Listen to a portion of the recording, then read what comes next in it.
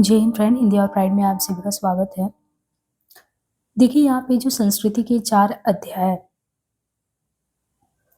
को हम कर रहे हैं, इसमें ये 4 बड़ी क्रांतियों में पहली क्रांति के तहत जो पहला अध्याय है, जो कि 3 प्रकरण में विभाजित है। तो भूमिका के बाद हमने 2 क्लास लिया और एक-एक क्लास में एक-एक प्रकरण को खत्म कर दिया। यानी पहले प्रकरण में आप देखेंगे एक क्लास में हो गया दूसरा प्रकरण। आज हम करने वाले हैं इसी क्रम में तीसरा प्रकरण। प्रीवियस की 2 क्लास में आप भली-भांति परिचित हो गए कि भारतीय जनता की रचना के संबंध में या जनजित विज्ञान या भाषा की कसौटी या फिर जातियों के आगमन में किस तरीके से निग्रो, ऑस्ट्रिक, अग्नेय जाति, फिर द्रविड़ जाति और आर्य, ये किस तरीके से इनका आना हुआ। फिर आर्य द्रविड़ समस्या को लेकर पिछले क्लास में हमने द्रविड़ के संबंध में बहुत डिटेल में देखा, द्रविड़ कौन थे, या आर्य और द्रविड़ को आर्य और द्रविड़ की संज्ञा देने के पीछे जो मैक्स मुलर 1853 में जो उन्होंने कहा कि एरियन के संबंध में आप आर्य और द्रविड़ को किसी प्रजाति के आधार पर विभाजित ना करें, वो भी हमने देखा। और सेवा दिवस और संग्राम के संबंध में इन्होंने बताया कि कैसे हमारे यहाँ भी दिवस और संग्राम में, या हम जब प्रलय की बात सुनते हैं महाप्लावन की, तो आपके यहाँ मनु की बात होती है, वैसे इन्होंने अपने यहाँ पे बताया। फिर आर्य ईरान की जो ब्रांच जो निकली थी वहाँ से, कैसे वो आर्य का एक शाखा था और ईरान का। फिर जेद अमेस्ता के संबंध में अपने भारतीय जो ग्रंथ है उनसे जोड़ के सारी चीज़ों को बताया गया।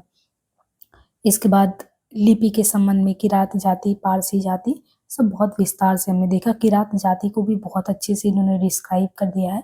कभी भी आप किरात जाति के संबंध में आप कहीं पे भी पूर्वी चीन से तिब्बत, नेपाल या जो पूर्वी इलाके में जितने भी आए, तो आप देखेंगे कि किरात जाति ने भी भारत को कितने अच्छे से एक्सेप्टेंस दिया है। फिर पारसियों के संबंध में भी इन्होंने किस तरह बताया कि जो आपको बॉम्बे और गुजरात में देखने को मिलते हैं, ये पारसी जाति भी उन्हीं आर्य की ब्रांच से ही थे। और बहुत कुछ इनका धर्म से लेके शास्त्रों से लेके सब कुछ हमारे खुद के आर्य से देखे तो मिलता जुलता है। अब यहाँ पे तीसरा जो प्रकरण है, इसमें हम क्या क्या देखेंगे। इसमें इन्होंने आर्य और आर्येतर संस्कृतियों के मिलन की बात की कि आर्य संस्कृति, आर्य और आर्य से इतर जो संस्कृति वो आपस में मिले कैसे। वैदिक संस्कृति के कुछ युग्म में, पहले तो वैदिक संस्कृति के कुछ युग्म बताएंगे, फिर आर्य और द्रविड़ का संबंध क्या है, आर्य और द्रविड़ के संबंध की चर्चा करेंगे।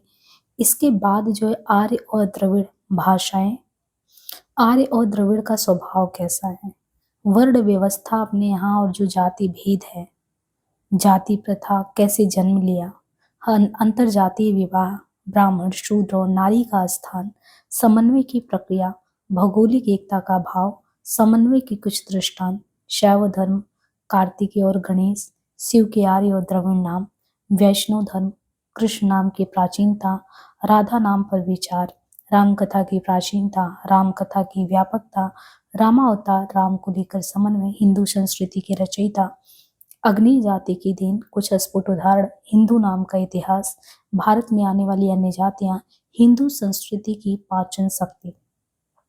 तो हमें इसमें जो है आर्य और आर्येतर संस्कृतियों के मिलन के संबंध में बहुत विस्तार से देखना है। पिछले क्लास में हमने काफी कुछ बहुत डिटेल में देख लिया है।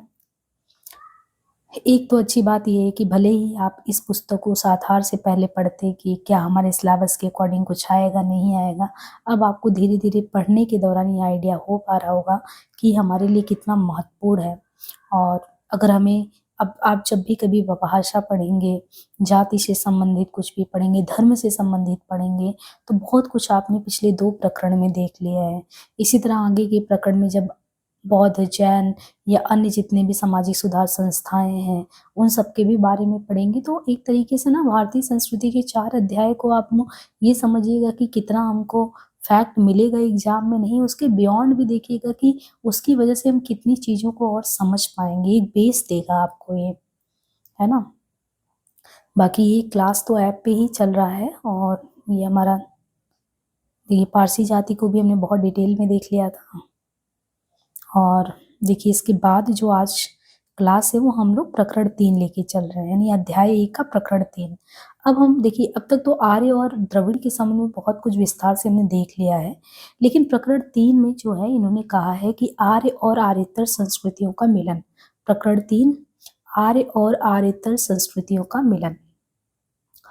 वैदिक संस्कृति के कुछ युग्म की बात करें तो कह रहे हैं हिंदू संस्कृति का आविर्भाव आर्य और आर्यतर संस्कृतियों के मिश्रण से हुआ है। हिंदू संस्कृति जब भी आपके मन में आए कि हिंदू संस्कृति क्या है, तो यहाँ पे साफ कहा गया है कि हिंदू संस्कृति का आविर्भाव आर्य और आर्यतर संस्कृतियों के मिश्रण से हुआ है तथा जिसे हम वैदिक संस्कृति कहते हैं। वैदिक और प्राग वैदिक संस्कृतियों के मिलन से उत्पन्न हुई थी। ये अनुमान कई प्रकार की युक्तियों पर आधारित है। भारतीय संस्कृति के विवेचन में हमारे सामने कुछ ऐसी शंकाएं खड़ी होती हैं जिनका समाधान ना तो इस स्थापना से हो सकता है कि हिंदू संस्कृति 16 आने आर्यों का निर्माण है, ना इस स्थापना से कि वैदिक संस्कृति केवल प्राग वैदिक संस्कृति का विकास मात्र है। डॉक्टर मंगलदेव शास्त्री ने ऐसी कई शंकाओं का उल्लेख अपनी पुस्तक में किया है। यानी वैदिक संस्कृत के युग के संबंध में कह रहे हैं कि हिंदू संस्कृति का आविर्भाव आर्य और आर्यतर संस्कृतियों के मिश्रण से हुआ तथा जिसे हम क्या कहते हैं, वैदिक संस्कृति। वह वैदिक और प्रावैदिक संस्कृतियों के मिलन से उत्पन्न हुई थी हिंदू संस्कृति। ये अनुमान कई चीजों पर आधारित है। कुछ शंकाएं भी आती हैं। हम ये नहीं कह सकते कि 16 आना आर्यों की ही देन है। और मंगलदेव शास्त्री ने ऐसी कई शंकाओं का उल्लेख भी किया है। हम पाणिनि के संबंध में पढ़ते हैं। पाणिनि का समय हम लोग ईस्वी पूर्व 7वीं सदी मानते हैं। पाश्चात्यों के मतानुसार उनका काल ईस्वी पूर्व 5वीं सदी से इधर नहीं माना जा सकता। पाणिनि का हम लोग 7वीं मानते हैं। पाणिनि ने श्रमण ब्राह्मण संघर्ष का उल्लेख शाश्वत विरोध यानी शाश्वतिक विरोध के उदाहरण के रूप में किया। श्रमण ब्राह्मण संघर्ष अवश्य ही शाश्वत शब्द 100-200 वर्षों का अर्थ नहीं देता। शाश्वत वो उससे बहुत अधिक काल का संकेत करता। तो ये मानना युक्ति है कि श्रमण संस्था भारत में आर्यों के आगमन के पूर्व विद्यमान थे और ब्राह्मण इस संस्था को हेय कमतर समझते थे। श्रमणों और ब्राह्मणों के बीच सर्प नकुल संबंध का उल्लेख बुद्धोत्तर यानी बुद्ध के उत्तर साहित्य में बहुत अधिक हुआ है, किंतु पाणिनि के उल्लेख से यह स्पष्ट भाषित होता है कि श्रमण ब्राह्मण संघर्ष बौद्ध मत से कहीं प्राचीन है। तो पाणिनि के संबंध में कहा जा रहा है कि समय हम लोग 7वीं माने, पाश्चात्य वाले 5वीं मानते हैं। एक संघर्ष जो है पाणिनि ने श्रमण ब्राह्मण जो संघर्ष का उल्लेख एक विरोध के एग्जाम्पल के रूप में किया, वो 100-200 वर्षों का अर्थ नहीं देता। ये कहा जाता है कि श्रमण संस्था तो आर्यों से पहले थी, लेकिन क्योंकि ये जो ब्राह्मण संस्था जो श्रमण संस्था था, ब्राह्मण इसको हेय कमतर समझते थे और इनके बीच जो सर्प नकुल संबंध का उल्लेख कहाँ मिलता है, बुद्धोत्तर साहित्य में, बुद्ध के उत्तर साहित्य में। किंतु पाणिनि के उल्लेख से ये पता चलता है कि श्रमण ब्राह्मण संघर्ष तो बौद्ध मत से भी कहीं प्राचीन है, बाद नहीं है। पौराणिक हिंदू धर्म निगम और आगम दोनों पर आधारित, जो पौराणिक हिंदू धर्म जो है निगम और आगम दोनों पर आधारित माना जाता है। निगम क्या है? निगम मतलब निगम का अर्थ है वैदिक विधान। पौराणिक हिंदू जो है धर्म निगम और आगम दोनों पर आधारित है। निगम क्या है? निगम वैदिक विधान है। आगम क्या है? आगम प्रावैदिक काल से आती हुई वैदिकेतर धार्मिक परंपरा का वाचक है। पुराण और पौराणिक धर्म उतने नवीन नहीं है जितना नवीन उन्हें पश्चिम के विद्वानों ने मान लिया है। ये कहना संभव है कि इतिहास पुराणों का आरंभ अथर्ववेद के काल में हुआ। अथर्ववेद में कहा गया है कि ऋग्वेद, सामवेद, पुराणों के साथ यजुर्वेद तथा छंद ब्रह्मदेव से उत्पन्न हुए। 11-7-24 शतपथ ब्राह्मण ब्रह्म यज्ञ में इतिहास तथा पुराणों के पठन का फल बतलाया है और कहा गया है कि अश्वमेध में पुराण तथा वेद का पठन किया जाए। पुराणों का उल्लेख धर्मशास्त्रों में भी है तथा मनुस्मृति, विष्णु स्मृति, याज्ञवल्क्य स्मृति एवं ऋग्विधान में भी है। रामायण और महाभारत तो पुराणों के नाम कई बार लेते हैं। इन सारे प्रमाणों से ये अनुमान अत्यधिक सुदृढ़ हो जाता है कि पुराणों की परंपरा वेदों की परंपरा से कम प्राचीन नहीं है। निगम वेदों के सुनिश्चित विधान है और आगम परंपरा से आते हुए ज्ञान के समवाय। इस प्रकार का कोई अस्पष्ट भाव प्राचीनों का भी रहा होगा, ये भी ध्यान देने की बात है। जब वेदों का पठन श्रवण केवल यानी जब वेद को पढ़ने और सुनने का काम केवल पुरुष और द्विज वर्ग यानी ब्राह्मण करते थे या पुरुष तक सीमित था, तब भी पुराणों पर ऐसी कोई रोक नहीं लगाई गई। ब्राह्मणों ने पूरी कट्टरता से पहरा केवल वेदों पर दिया। पुराण आर्यतर जनता के भावों और विचारों से उत्प्रोत थे, अतएव ब्राह्मणों ने पुराणों को केवल अपना आविष्कार नहीं माना, न उन्हें जनता की पहुंच में जाने से रोक रखने की कोशिश की। वो केवल वेदों पर पूरी कट्टरता का पहरा दे रहे थे। पुराणों में यक्ष, राक्षस, विद्याधर, नाग, किरात आदि लोगों का जो उल्लेख है वो स्पष्ट है। आर्यतर जातियों के अस्तित्व की सूचना पुराणों में मिलता है। पुराणों के अनुसार देवों की अपेक्षा असुरों का प्राचीन होना ज्यादा संभव दिखता है। देवों की अपेक्षा असुरों का, इससे भी ये सूचित होता है कि भारत में आर्यों से भिन्न और भी बहुत से लोग थे जिनके मौखिक साहित्य का समावेश पुराणों ने किया है अपने आप में। जनता में एक अनुश्रुति चलती है कि आगम भी निगम से ही निकले हैं। निगम में जो बातें प्राचीन मुहावरों में कही गई, आगम में उन्हीं का आख्यान आधुनिक भाषा में कहा गया है, किंतु दोनों की भिन्नता भी स्पष्ट है। निगम जो है, निगम अपौरुषेय है, उन्हें किसी ईश्वर ने नहीं बनाया, क्योंकि ईश्वर भी आखिर को पुरुष ही है। किंतु आगम शिव, शक्ति अथवा विष्णु के मुख से उद्दृढ़ माने जाते हैं। आगमों की पूर्ण परिणति भक्ति में हुई है। भक्ति और वेदांत में भेद है। वेदांत केवल ब्रह्म को मानते हैं। भक्ति तत्वत्रय यानी ईश्वर, जीव और प्रकृति में विश्वास करता है। वैदिक धर्म 4 वर्णों में विश्वास करता है और शूद्र को वो वेदांत पढ़ने का अधिकार भी नहीं देता। वैदिक धर्म के अनुसार संन्यास का भी अधिकार केवल ब्राह्मण को है, किंतु भक्ति ऐसे बंधनों में विश्वास नहीं करती। भक्ति मार्ग में तो चांडाल को भी अधिकार है, वो चाहे तो शिव, शक्ति या विष्णु की प्रतिमा की पूजा कर सकता है। वैसे वेदांत दर्शन के अनुसार वर्ण भेद की सत्ता नहीं ठहरती।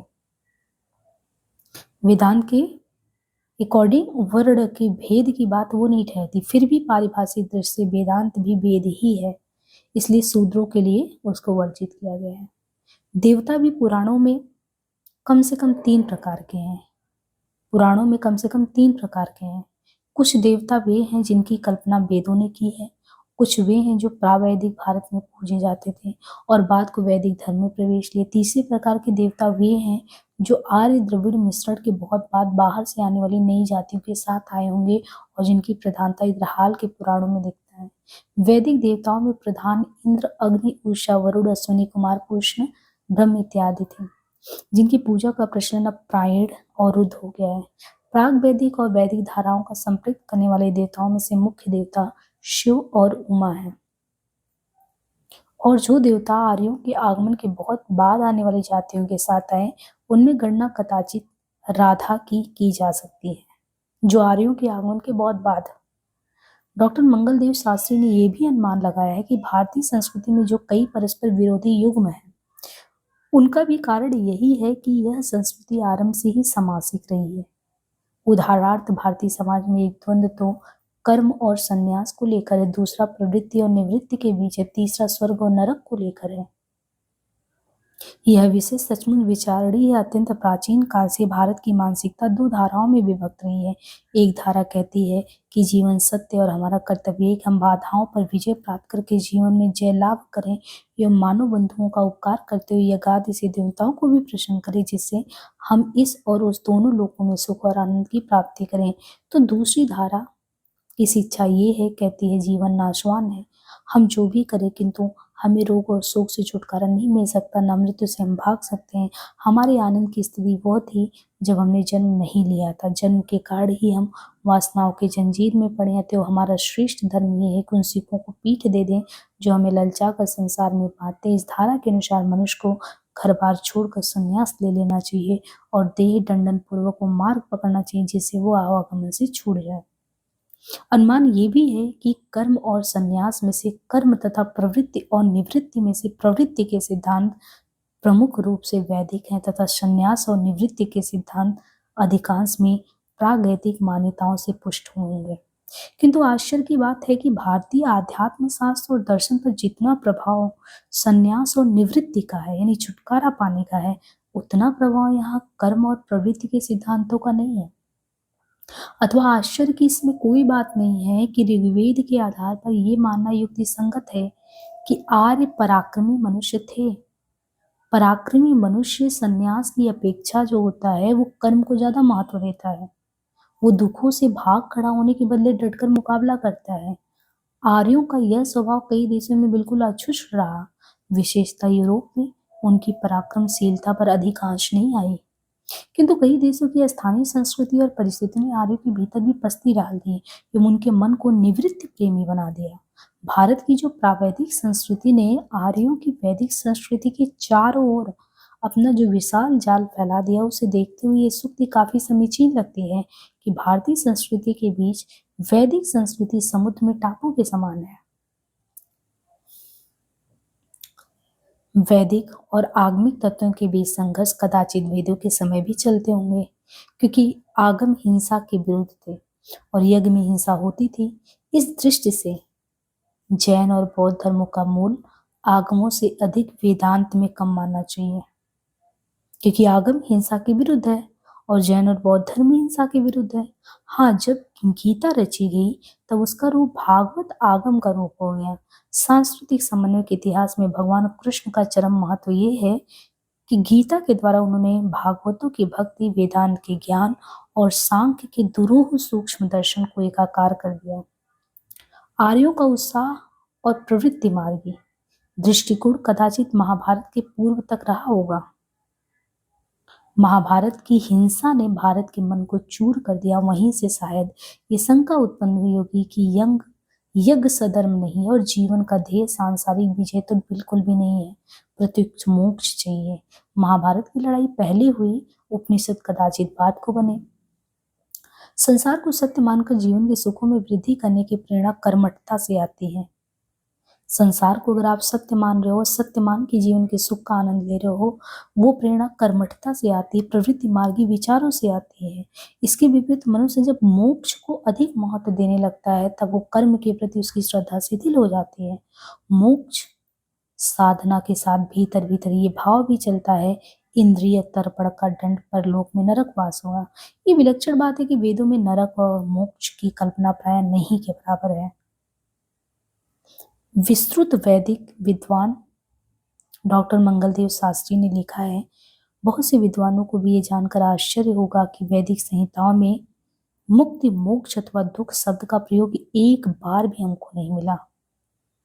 जिस वैदिक संहिताओं का हम हवाला देते हैं वहां पे मुक्ति, मोक्ष, दुख इनका तो कोई एक शब्द भी नहीं मिला। अन्यत्र उन्होंने भी लिखा है कि नरक शब्द ऋग्वेद संहिता, शुक्ल यजुर्वेद, वाजस्नेयी, माध्यान्ह संहिता, साम संहिता में एक बार भी नहीं आया है। अथर्ववेद संहिता में नारक शब्द केवल एक बार प्रयोग में आया है। अब ये भी विश्वास दिलाना कठिन है कि जिस निवृत्ति का भारत के आध्यात्म शास्त्र में इतना प्रभाव है वो आर्यतर तत्व है, यानी आर्य से इतर, आर्यों ने दिया। किंतु आर्यों के प्राचीन साहित्य में निवृत्ति विरोधी विचार इतने प्रबल हैं कि निवृत्तवादी दृष्टिकोण को आर्यतर माने बिना काम चल नहीं सकता। इसी प्रकार ऋषि और मुनि शब्दों का युग्म, यानी ऋषि और मुनि, ये जोड़ा जो शब्दों का है, ये भी सोचने वाली बात। ऋषि और मुनि कौन? ऋषि शब्द का मौलिक अर्थ मंत्र दृष्टा है, किंतु मंत्रों के दृष्टा होने पर भी वैदिक ऋषि गृहस्थ होते थे और सामी-साहार से उन्हें परहेज नहीं था।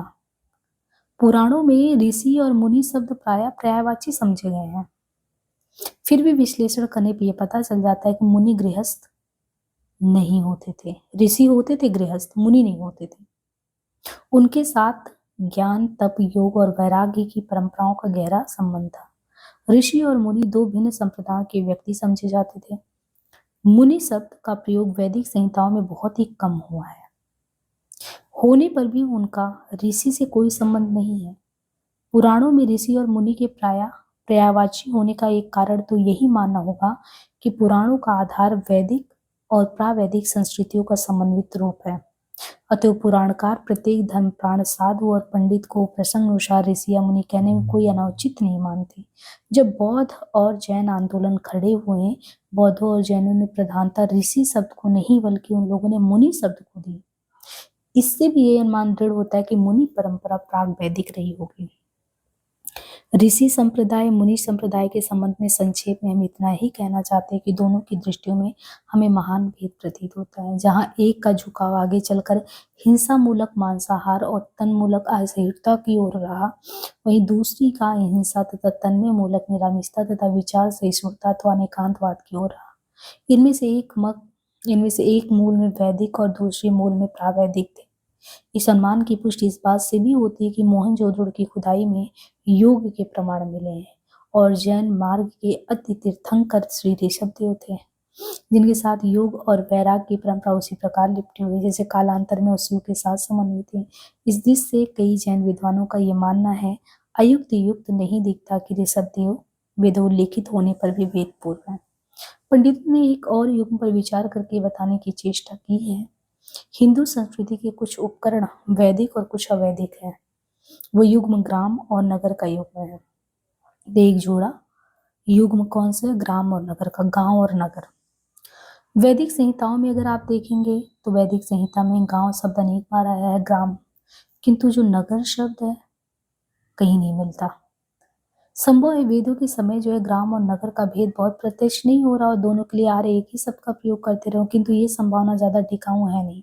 वैदिक संहिताओं और धर्मसूत्रों में वैदिक सभ्यता ग्राम प्रधान दिखती थी और पुराणों में नगर के निर्माता मेवंशीय लोग माने गए जो दानव जाति के होते थे। अतएव अनुमान यही ठीक रहता है कि आर्य नगरों के निर्माता नहीं थे।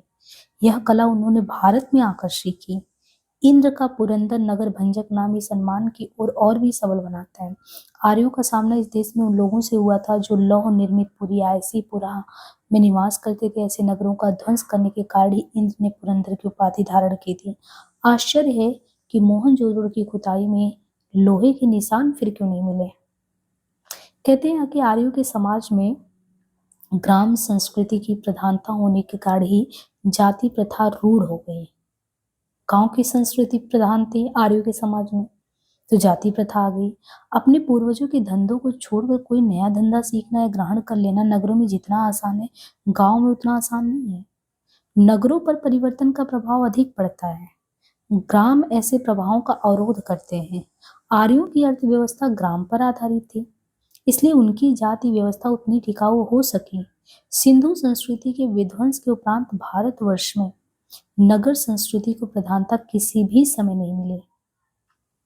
सिंधु संस्कृति के विध्वंस के बाद भारतवर्ष में कहें तो नगर संस्कृति की प्रधानता किसी भी समय नहीं मिली। ग्राम या देहात से संबंधित अर्थशास्त्र का निरंतर बने रहना जाति भेद की उत्पत्ति में सहायक हुआ।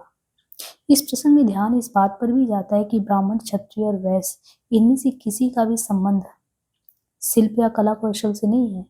शिल्पी और कारीगर आर्यों के यहाँ शूद्र माने जाते थे, यानी शिल्पी और कारीगर का काम शूद्र। शिल्प और कला कौशल तथा उद्योग नागरिक सभ्यता के, यानी शिल्प है, कला कौशल, ये तो नागरिक सभ्यता के लक्षण है। आर्य तो ग्रामों के भक्त थे, इसलिए कला कौशल को उन्होंने इसी हेय माना। इसलिए त्रिवर्ण में से किसी के लिए भी उन्होंने शिल्प या कारीगरी को विहित नहीं बताया। आरंभ में शिल्पी और कारीगर कदाचित आर्य रक्त के नहीं थे, इसलिए परंपरा चल पड़ी कि शिल्प करने वाले लोग त्रिवर्ण में नहीं आते।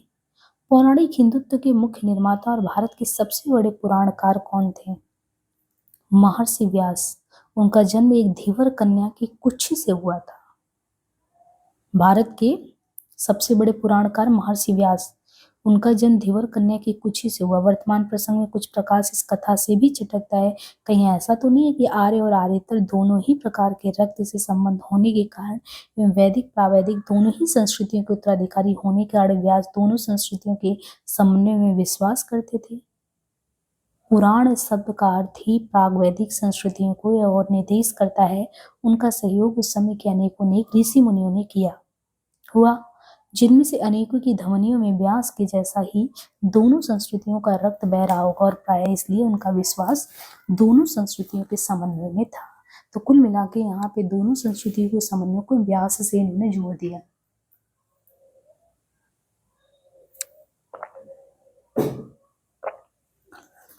यहाँ पे एक बार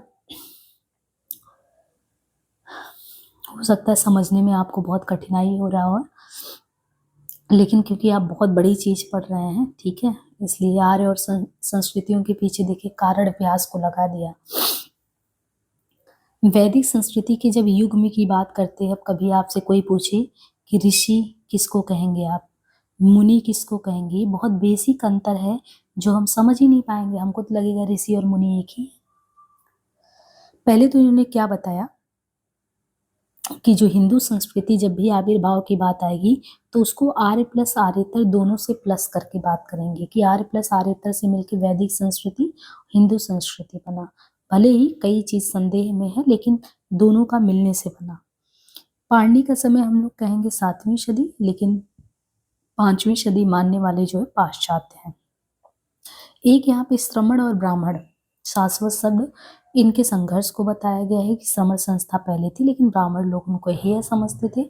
अभी उनका जिक्र बुद्धोत्तर साहित्य में या उससे पहले, तो ब्राह्मण संघर्ष बौद्ध मत से कहीं प्राचीन ये निकल के आता है।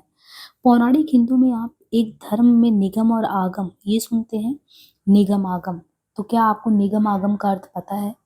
तो पौराणिक हिंदू धर्म जो है वो किस पे बेस है? पौराणिक हिंदू धर्म निगम और आगम दोनों पर आधारित है। इसलिए हमें पता होना चाहिए निगम क्या होता है, आगम क्या होना चाहिए। तीनों ने बताया कि जो निगम होता है वो वैदिक विधान है, वैदिक विधान को निगम कहते हैं, और जो आगम होता है वो प्रावैदिक काल से आती हुई वैदिकतर यानी प्राग यानी वैदिक काल से प्रावैदिक से आती हुई वैदिकेतर जो धार्मिक परंपरा है जिसका वो वाचक वाला काम जो है वो आगम का है। तो तब से लेके वैदिकेतर धर्म तक का जो वाचक का काम है वो आगम का है।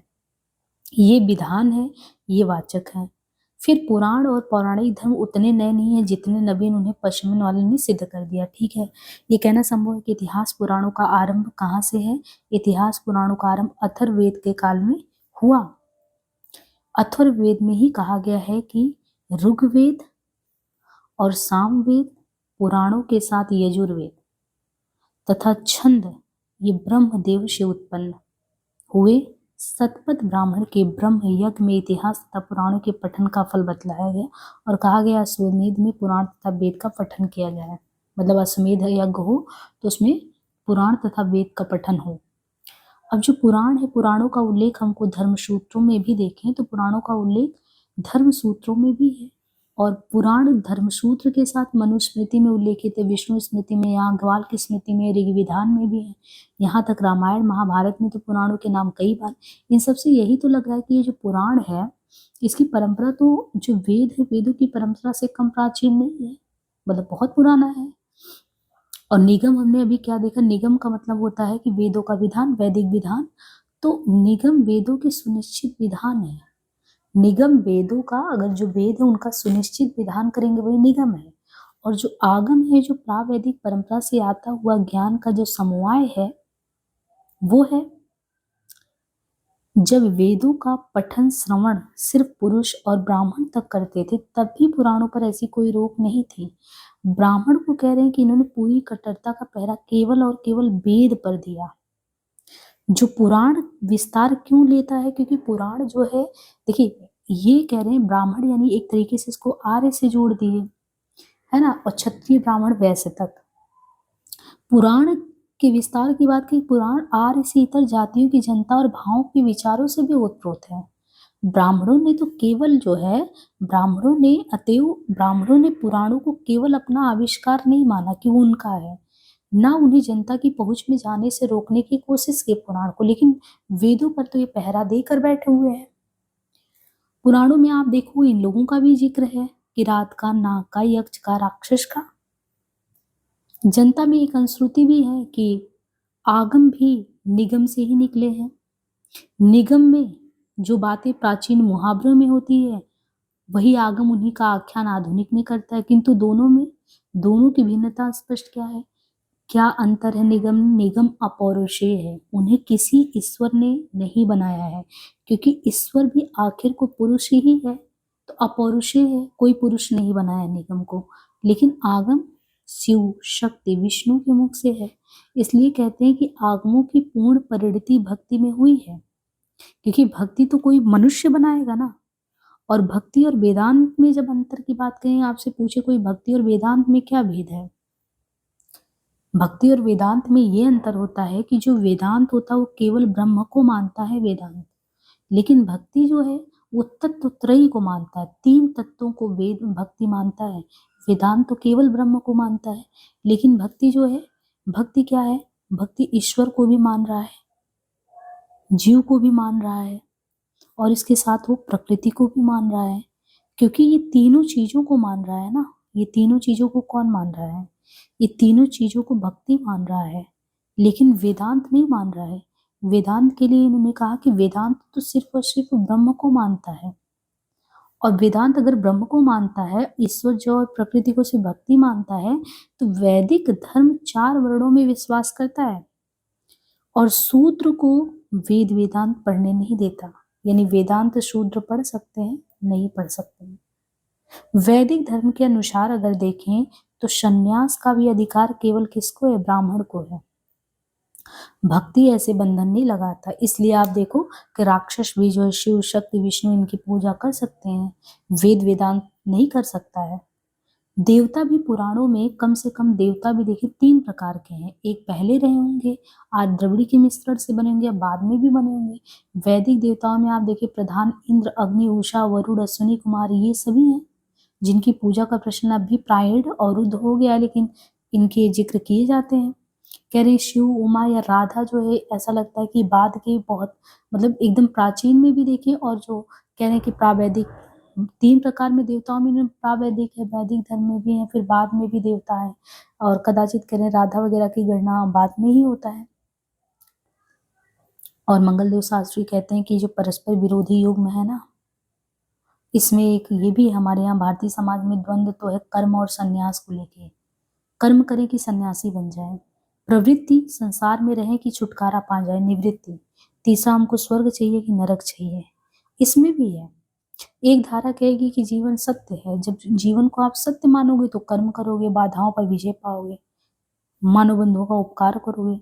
लेकिन दूसरी धारा कह रही नहीं, जीवन ही नासवान, और जब नासवान होगा तो आपका कुछ करने का मन ही नहीं करेगा, सबसे छुटकारा, और छुटकारा करते करते आपको मोक्ष चाहिए।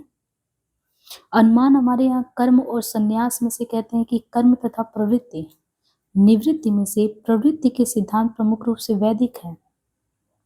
आप कर्म में तल्लीन होंगे तो वो प्रवृत्ति, और निवृत्ति में से प्रवृत्ति के सिद्धांत प्रमुख रूप से वैदिक है, और जो संन्यास है और निवृत्ति के सिद्धांत ज्यादातर वो प्रावैदिक मान्यताओं में मिलते हैं। यानी आपको निवृत्ति लेना, संन्यास लेना, ये सब मान्यता प्रावैदिक में है, वैदिक में नहीं। वैदिक तो प्रवृत्ति की बात करेगा, सांसारिक उसमें रहो, कर्म करो, जीवन जियो। लेकिन आश्चर्य की बात ये भी कि भारतीय आध्यात्म शास्त्र और दर्शन पर जितना प्रभाव कहते हैं संन्यास और निवृत्ति का, छुटकारा पाने का पड़ा है, उतना लोग यहाँ पे कर्म और प्रवृत्ति के सिद्धांत की तरफ नहीं जाना चाह रहे हैं। और ऋग्वेद के आधार पे कह भी रहे हैं कि आर्य जो थे वो पराक्रमी मनुष्य थे, वो आर्य लोग संन्यास की अपेक्षा वो कर्म को ज्यादा महत्व देते थे। और यूरोप में भी अगर देखें तो पराक्रमशीलता पे बल दे रहे हैं। ये मन को निवृत्ति प्रेमी बनाना, ये जो भारत की प्रावैदिक यानी वैदिक के बाद की बात करें, प्रावैदिक संस्कृति ने आर्य की वैदिक संस्कृति के चारों ओर जो अपना जाल फैलाती है, उसे देखते हुए ये सूक्ति काफी समीचीन लगती है कि भारतीय संस्कृति के बीच वैदिक संस्कृति समुद्र में टापू के समान है। वैदिक संस्कृति समुद्र में टापू के समान, क्योंकि वैदिक और आगमिक तत्वों के बीच संघर्ष कदाचित वेदों के समय में भी था। जो आगम था वो हिंसा के विरुद्ध था, और यज्ञ में हिंसा होती थी। आगम जो था वो हिंसा के विरुद्ध था, हिंसा नहीं होना चाहिए, और आप यज्ञ करेंगे तो बलि दे रहे थे। अब इस दृश्य से आप देखो, बाद में जब जैन बौद्ध धर्म आए, ये हिंसा के पक्ष में थे नहीं। इन धर्म का मूल आगमों में हुआ ज्यादा, वेदांत में कम होगा, क्योंकि वहां पे यज्ञ में हिंसा चाहिए। इसलिए कहते जब गीता रची गई तब उसका रूप भागवत आगम का रूप हो गया। और इसमें सांस्कृतिक समन्वय में भगवान कृष्ण का चरम महत्व है कि गीता के द्वारा उन्होंने भागवतों की भक्ति, वेदांत के ज्ञान यानी भागवत की भक्ति लो, वेदांत का ज्ञान और सांख्य के दुरूह सूक्ष्म दर्शन को एकाकार कर दिया। आर्यों का उत्साह प्रवृत्ति मार्गी दृष्टिकोण था, वो महाभारत के पूर्व तक था। लेकिन जब महाभारत में हिंसा हुआ ना तो लोगों को लगा कि ये सांसारिक इन सब में पचड़े में क्यों पड़ना, जब भाई भाई और सब एक दूसरे के कत्ल ही करते तो मोक्ष जो है वो प्रवृत्ति से निवृत्ति। पहले आर्य में उत्साह था कि जीवन जीना है, लेकिन वो उत्साह कम कब हो गया जब ये महाभारत का युद्ध हुआ, उसके बाद की जो स्थिति आई। संसार को अगर आप सत्य मानेंगे तो फिर आप सुखों में वृद्धि करने के लिए कर्मठता से प्रवृत्ति मार्ग की तरफ जाएंगे। इसके विपरीत मनुष्य जब मोक्ष को अधिक महत्व देगा तो वो कर्म के प्रति उसकी श्रद्धा शिथिल हो जाएगी। मोक्ष साधना के साथ भीतर भीतर ये भाव भी रहता है, इंद्रिय तर्पण का दंड, परलोक में नरकवासी, ये सारी चीजें। विस्तृत वैदिक विद्वान डॉक्टर मंगलदेव शास्त्री ने लिखा है, बहुत से विद्वानों को भी ये जानकर आश्चर्य होगा कि वैदिक संहिताओं में मुक्ति, मोक्ष अथवा दुख शब्द का प्रयोग एक बार भी हमको नहीं मिला है। ये खुद मंगलदेव शास्त्री कह रहे हैं, जिसको आप पढ़ते हो वैदिक संहिताओं, इसमें कहीं मोक्ष मुक्ति इन सब का जिक्र नहीं है। और ये जो नरक शब्द है, ऋग्वेद संहिता शुक्ल यजुर वाजस्नेयी माध्यान्ह संहिता सामवेद में एक बार भी नहीं आया। हाँ, अथर्ववेद संहिता में कह रहे नारक का भले ही एक बार प्रयोग में आया। अब एक चीज इन लोगों ने ऋषि और मुनि के जोड़े को समझाया। ऋषि और मुनि शब्द के अर्थ है, जैसे हम लोग किसी को भी कहते हैं ऋषि, लेकिन देखिए ऋषि शब्द का मौलिक अर्थ होता है, ऋषि जो होता मंत्र दृष्टा है, लेकिन वो मंत्र के दृष्टा होने के साथ जो ऋषि होता है ना, वो गृहस्थ जीवन भी जीता है। वो यहाँ तक सामिश भी होता, निरामिष नहीं, सामिश आहार से भी उसे कोई परहेज नहीं है। लेकिन पुराणों में जो है, जो ऋषि और मुनि शब्द है प्राय पर्यायवाची समझे गए कि ऋषि भी कहो मुनि भी कहो। लेकिन जब हम थोड़ी गहराई में कहने की एनालिसिस करें तो पता चल रहा है कि मुनि जो होते थे वो गृहस्थ नहीं थे। मुनि गृहस्थ नहीं होते थे, उनके साथ मुनि के साथ ज्ञान, तप, योग, वैराग्य ये सब जुड़ा होता था। तो ऋषि तो सामिस भी है, मंत्र दृष्टा है, लेकिन गृहस्थ है, लेकिन मुनि नहीं है। ऋषि और मुनि दो भिन्न संप्रदाय के व्यक्ति है। मुनि शब्द जो है उसका प्रयोग वैदिक संहिताओं में बहुत ही कम हुआ है। वैदिक संहिताओं में कम इसलिए भी होगा, वैदिक संहिताओं में आप देखो ज्यादातर सब गृहस्थी थे, उनका ऋषि से कोई संबंध नहीं है। पुराणों में अगर आप देखेंगे तो ऋषि और मुनि के प्राय पर्यायवाची होने का एक कारण तो यही मानना होगा कि पुराणों का आधार वैदिक और प्रावैदिक संस्कृतियों का समन्वित रूप है। अतः पुराणकार प्रत्येक धन प्राण साधु और पंडित को प्रसंग अनुसार ऋषि या मुनि कह देते हैं। अब हमें इतना ही कहना चाहते कि दोनों की दृष्टियों में हमें महान भेद प्रतीत होता है। जहाँ एक का झुकाव आगे चलकर आप देखेंगे हिंसा मूलक मांसाहार, तन्मय मूलक असहिष्णुता, दूसरी ओर अहिंसा तन्मय मूलक। तो अंतर तो है, विचार सहिष्णुता में भी अंतर है। इनमें से एक मूल में वैदिक और दूसरे के मूल में प्रावैदिक है। इस अनुमान की पुष्टि भी देखिए, मोहनजोदड़ो की खुदाई में योग के प्रमाण मिले हैं। जैन मार्ग के आदि तीर्थंकर ऋषभ देव थे, जिनके साथ ऋषभ देव के साथ आप देखो योग और वैराग्य है, जिसे कालांतर में शिव के साथ। इस दृश्य कई जैन विद्वानों का यह मानना अयुक्त नहीं दिखता कि ऋषभदेव वेद उल्लेखित होने पर भी वेद पूर्व है। पंडितों ने एक और इन पर विचार करके बताने की चेष्टा की। हिंदू संस्कृति के कुछ उपकरण वैदिक और कुछ अवैदिक है। इन्होंने ग्राम और नगर के बारे में भी अंतर बताया कि वैदिक संहिता में आपको गांव शब्द अनेक बार मिलेंगे, नगर नहीं मिलेंगे। और जो वैदिक सभ्यता आपको देखने को मिलेगा वो ग्राम प्रधान है। पुराणों में आप नगर के निर्माता मेवंशी लोग माने गए जो दानव जाति के थे। आर्य जो थे, अगर इसी देश का वो सामना कर रहे थे तो यहाँ पे लौह निर्मित पूरी आयसीपुरा में निवास करते तो ध्वंस हुआ, इनने पुरंदर की उपाधि पाई। तो आश्चर्य ये होता है कि जब मोहनजोदड़ो की खुदाई हुई थी लोहे का निशान नहीं मिला, जबकि आर्यों के समाज में ग्राम संस्कृति की प्रधानता थी। अच्छा, जाति प्रथा रूढ़ क्यों हुई इसके पीछे इन्होंने बताया, क्योंकि ग्राम संस्कृति में ना जल्दी चेंजिंग नहीं आता जैसे नगर संस्कृतियां अपना लेते हैं, और जाति प्रथा रूढ़ इसीलिए हुई होगी, ऐसा इनका कहना है। ये ग्राम और देहात ही हैं जो जाति भेद की उत्पत्ति में सहायक हो। और ये जो कला कौशल वगैरह होता है, ये काम कह रहे हैं आर्यों के यहाँ ये शूद्रों को पकड़ा दिया गया था। और शिल्प और कला कौशल तथा उद्योग नागरिक सभ्यता के लक्षण है, लेकिन आर्य तो ग्रामीण थे, इसलिए कला कौशल उनके लिए इज्जत यानी हेय था। त्रिवर्ण में ये तो शूद्रों को रखते नहीं थे। और अब जब इन्होंने कंक्लूजन किया कि जो पौराणिक हिंदुत्व है उसके मुख्य निर्माता और भारत के सबसे बड़े पुराणकार कौन है, भारत के सबसे पुराणकार कह रहे महर्षि व्यास हैं। और देखिए महर्षि व्यास को इन्होंने कहा कि ये महर्षि व्यास धीवर कन्या की कुक्षी से हुए थे। तो ऐसा लग रहा है इन्होंने वैदिक और ऋग्वैदिक प्रावैदिक को मिला दिया, दोनों संस्कृति के उत्तराधिकारी ये हुए, इसलिए वो समन्वय कर दिए। इसलिए पुराण शब्द का अर्थ ही प्रागवैदिक संस्कृतियों की ओर निर्देश करता, उनका सहयोग उस समय के अनेक ऋषि मुनियों ने किया, जिनमें से अनेकों की धमनियों में कहते हैं व्यास के सदृश दोनों संस्कृतियों का रक्त बह रहा था, इसलिए उन्होंने समन्वय पर भरोसा किया।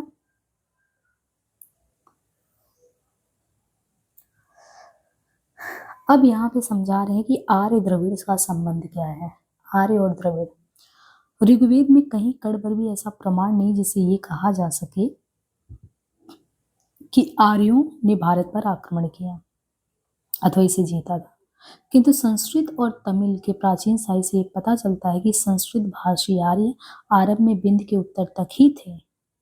बिंद के दक्षिण वे लोग बसते थे जिनकी भाषा संस्कृत नहीं थी। प्राचीन तमिल साहित्य में भी संस्कृत भाषियों को बड़वम्बर उत्तर वाला कहा गया। बड़वरम ये उत्तर वाला कहा गया, प्राचीन तो नहीं अपेक्षा नवीन संस्कृत साहित्य में दाक्षिणात्य शब्द द्राविड़ों के लिए हुआ। आर्य दक्षिण भारत तो बहुत धीरे धीरे पहुंचे थे।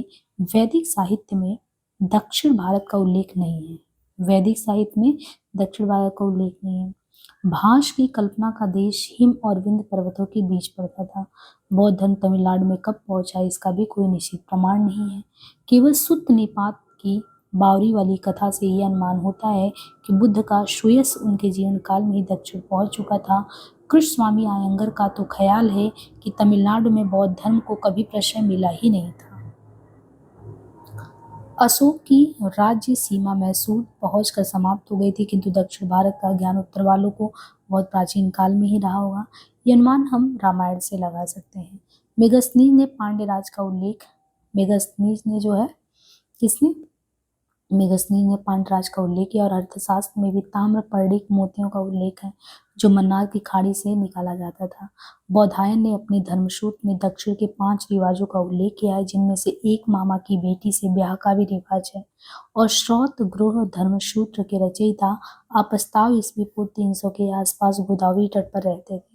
स्पष्ट रूप से उल्लेखित प्रमाण तो ऐसे ही मिलते, किंतु हमारा ख्याल है कि उत्तर दक्षिण का संबंध इससे कहीं प्राचीन है और इसके सबसे बड़े प्रमाण दक्षिण में प्रचलित जनश्रुतियां और परंपराएं हैं।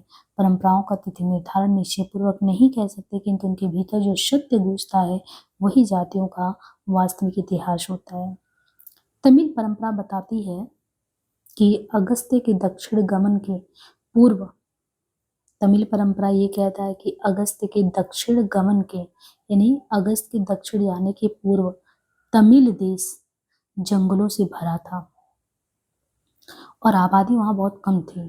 और रामायण के अनुसार श्री रामचंद्र का अगस्त से साक्षात्कार जो है ये दंडकारण्य में हुआ था। और राम अगस्त संवाद से इस अनुमान को यत्किंचित बल मिलता है कि दक्षिण भारत को बसाने का काम अगस्त ने ही किया। चेर देश में आर्य संस्कृति परशुराम के समय पहुंच चुकी थी। केरल में ये जनश्रुति भी चलती कि केरल और कोंकण की भूमि को समुद्र से निकालने का काम परशुराम ने किया था। तमिल परंपरा की कथा ये है कि शिव और उमा के विवाह के समय दक्षिण के सभी ऋषि मुनि उत्तरस्थ हिम पर्वत पर पहुंच गए थे, जिससे पृथ्वी का संतुलन बिगड़ गया। इसे घबरा कर देवताओं ने शिव से प्रार्थना की आप किसी ऐसे तेजस्वी ऋषि को दक्षिण भेज दें जिसके आकर्षण से मनुष्य वहां लौट सके। इस काम के लिए शिवाजी ने जिस व्यक्ति को चुना वे ऋषि अगस्त्य ही थे।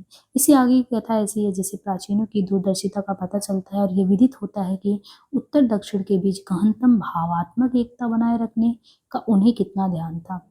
कथा ये है कि जब अगस्त्य जी को दक्षिण जाने की आज्ञा हुई, उन्होंने शिव जी से कहा कि दक्षिण की भाषा तो मैं जानता ही नहीं हूँ, फिर वहां जाकर मैं करूंगा क्या। इस पर शिव जी ने अपनी बाईं ओर अगस्त्य को खड़ा किया और दक्षिण की ओर व्याकरणाचार्य पाणिनि को, और वे दोनों हाथों से अपने डमरू पर थाप मारने लगे।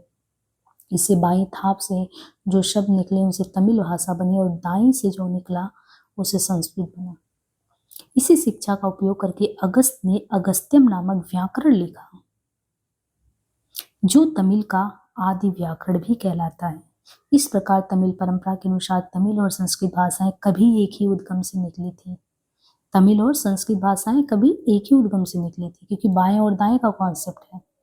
लेकिन अब भाषा तत्वज्ञों को ये पता ही नहीं है। अगस्त्य उत्तर और दक्षिण भारत के बीच प्रथम सेतु थे। अगस्त्य उत्तर और दक्षिण के बीच प्रथम सेतु थे। इनका आख्यान उत्तर भारतीय परंपरा में भी है। उत्तर और दक्षिण को विभक्त रखने वाले पर्वत विंध्य पर्वत थे। बांटते कौन थे? विंध्य पर्वत। अगस्त्य जब दक्षिण को जाने लगे, विंध्य ने भूमिष्ठ होकर उन्हें प्रणाम किया। अगस्त्य ने आशीर्वाद देते हुए यह उपदेश दिया कि मैं जब तक दक्षिण से ना लौटूं तुम इसी तरह से झुकाए पड़े रहो। लेकिन अगस्त्य जी दक्षिण जाकर फिर वापस नहीं हुए।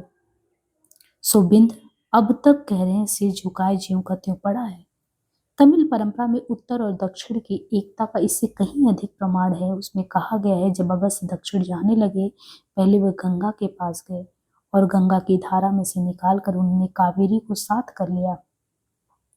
फिर जमदाग्नि ऋषि के पुत्र तृणधूमाग्नि को, पुलस्त्य की कुमारी बहन लोपामुद्रा को और द्वारका जाकर वृषभवंश के 18 राजाओं को भी उन्होंने अपने साथ लगा लिया और अगस्त्य विंध्य के पार जंगलों को काटते हुए लोगों को बसाते हुए पश्चिमी घाट की ओर चले।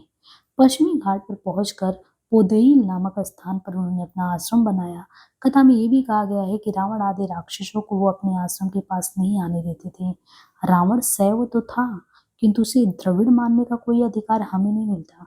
वो लंका में रहता था और लंका के साथ तमिलनाडु का तत्कालीन संबंध अच्छा नहीं था। जब लंका ने बौद्ध धर्म स्वीकार कर लिया, तमिलनाडु से उसका संबंध और भी खराब हो गया। तमिलनाडु उस समय भी वैदिक मत का गढ़ था और जब वैदिक धर्म उत्तर में त्रस्त होने लगा तब उसे सर्वाधिक संरक्षण तमिलनाडु में जाकर मिला था। अगस्त्य और लोपामुद्रा का उल्लेख ऋग्वेद में है, अतः वे अत्यंत प्राचीन पुरुष हैं। वेदों में तमिलनाडु का उल्लेख नहीं है। इसके अनेक कारण हो सकते हैं, किंतु ये बात अत्यंत अर्थपूर्ण है कि दक्षिण और उत्तर के बीच समागम का कार्य अगस्त्य के समय में हो गया था। उत्तर और दक्षिण को एक बनाने के उद्देश्य से अगस्त्य इतने प्रभावशाली कार्य किए थे कि आज भी परंपरा उनके नाम को दक्षिण से संबंध मानती है। अगस्त्य दक्षिण दिशा के स्वामी माने जाते हैं। अगस्त्य नामक तारा भी आकाश के दक्षिणी भाग में अवस्थित है।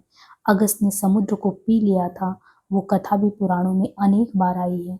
सबका निष्कर्ष यही है कि आर्यों और द्रविड़ों के बीच समन्वय की प्रक्रिया वैदिक काल में ही शुरू हो गई थी और द्राविड़ों का वैदिक संस्कृति में उतना ही बड़ा स्थान था जितना आर्यों का।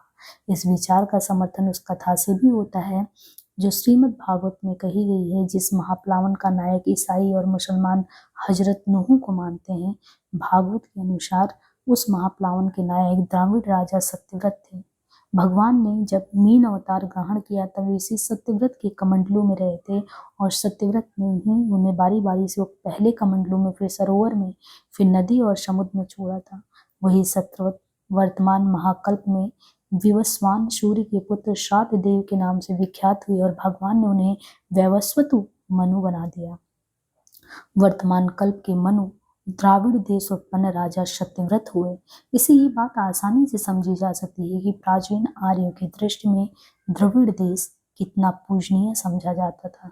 इससे इस बात पर भी अच्छा प्रकाश पड़ता है कि द्राविड़ों को आर्यों से भिन्न मानना कितना भ्रामक और मूर्खतापूर्ण है। अब ये देखिए, आर्य और द्रविड़ को अगर जब आप अलग करते हैं तो इसके पीछे जो अगस्त ऋषि की कहानी बताई गई है कितना महत्वपूर्ण है। ये यहाँ से आपको ये समझाया गया है कि आर्य द्रविड़ के संबंध की जब बात करें पौराणिक काल में तो ये कितना गहरा संबंध है। ऋग्वेद में कह रहे हैं कि देखें तो कहीं कड़ पर भी ऐसा नहीं लगता कि आर्यों ने यहाँ पे आक्रमण किया होगा। संस्कृत और तमिल के प्राचीन साहित्य से देखें, संस्कृत भाषी आर्य आरंभ में विंध्य के उत्तर तक ही, यानी जो संस्कृत बोलने वाले आर्य थे कहते वो विंध्य के उत्तर तक सीमित थे। विंध्य के दक्षिण वे लोग बसते थे जिनकी भाषा संस्कृत नहीं थी।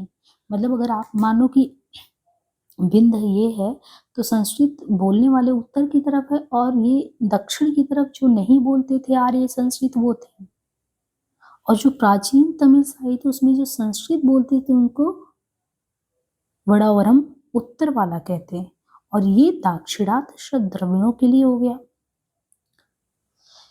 आर्य दक्षिण भारत तक धीरे धीरे आए हैं।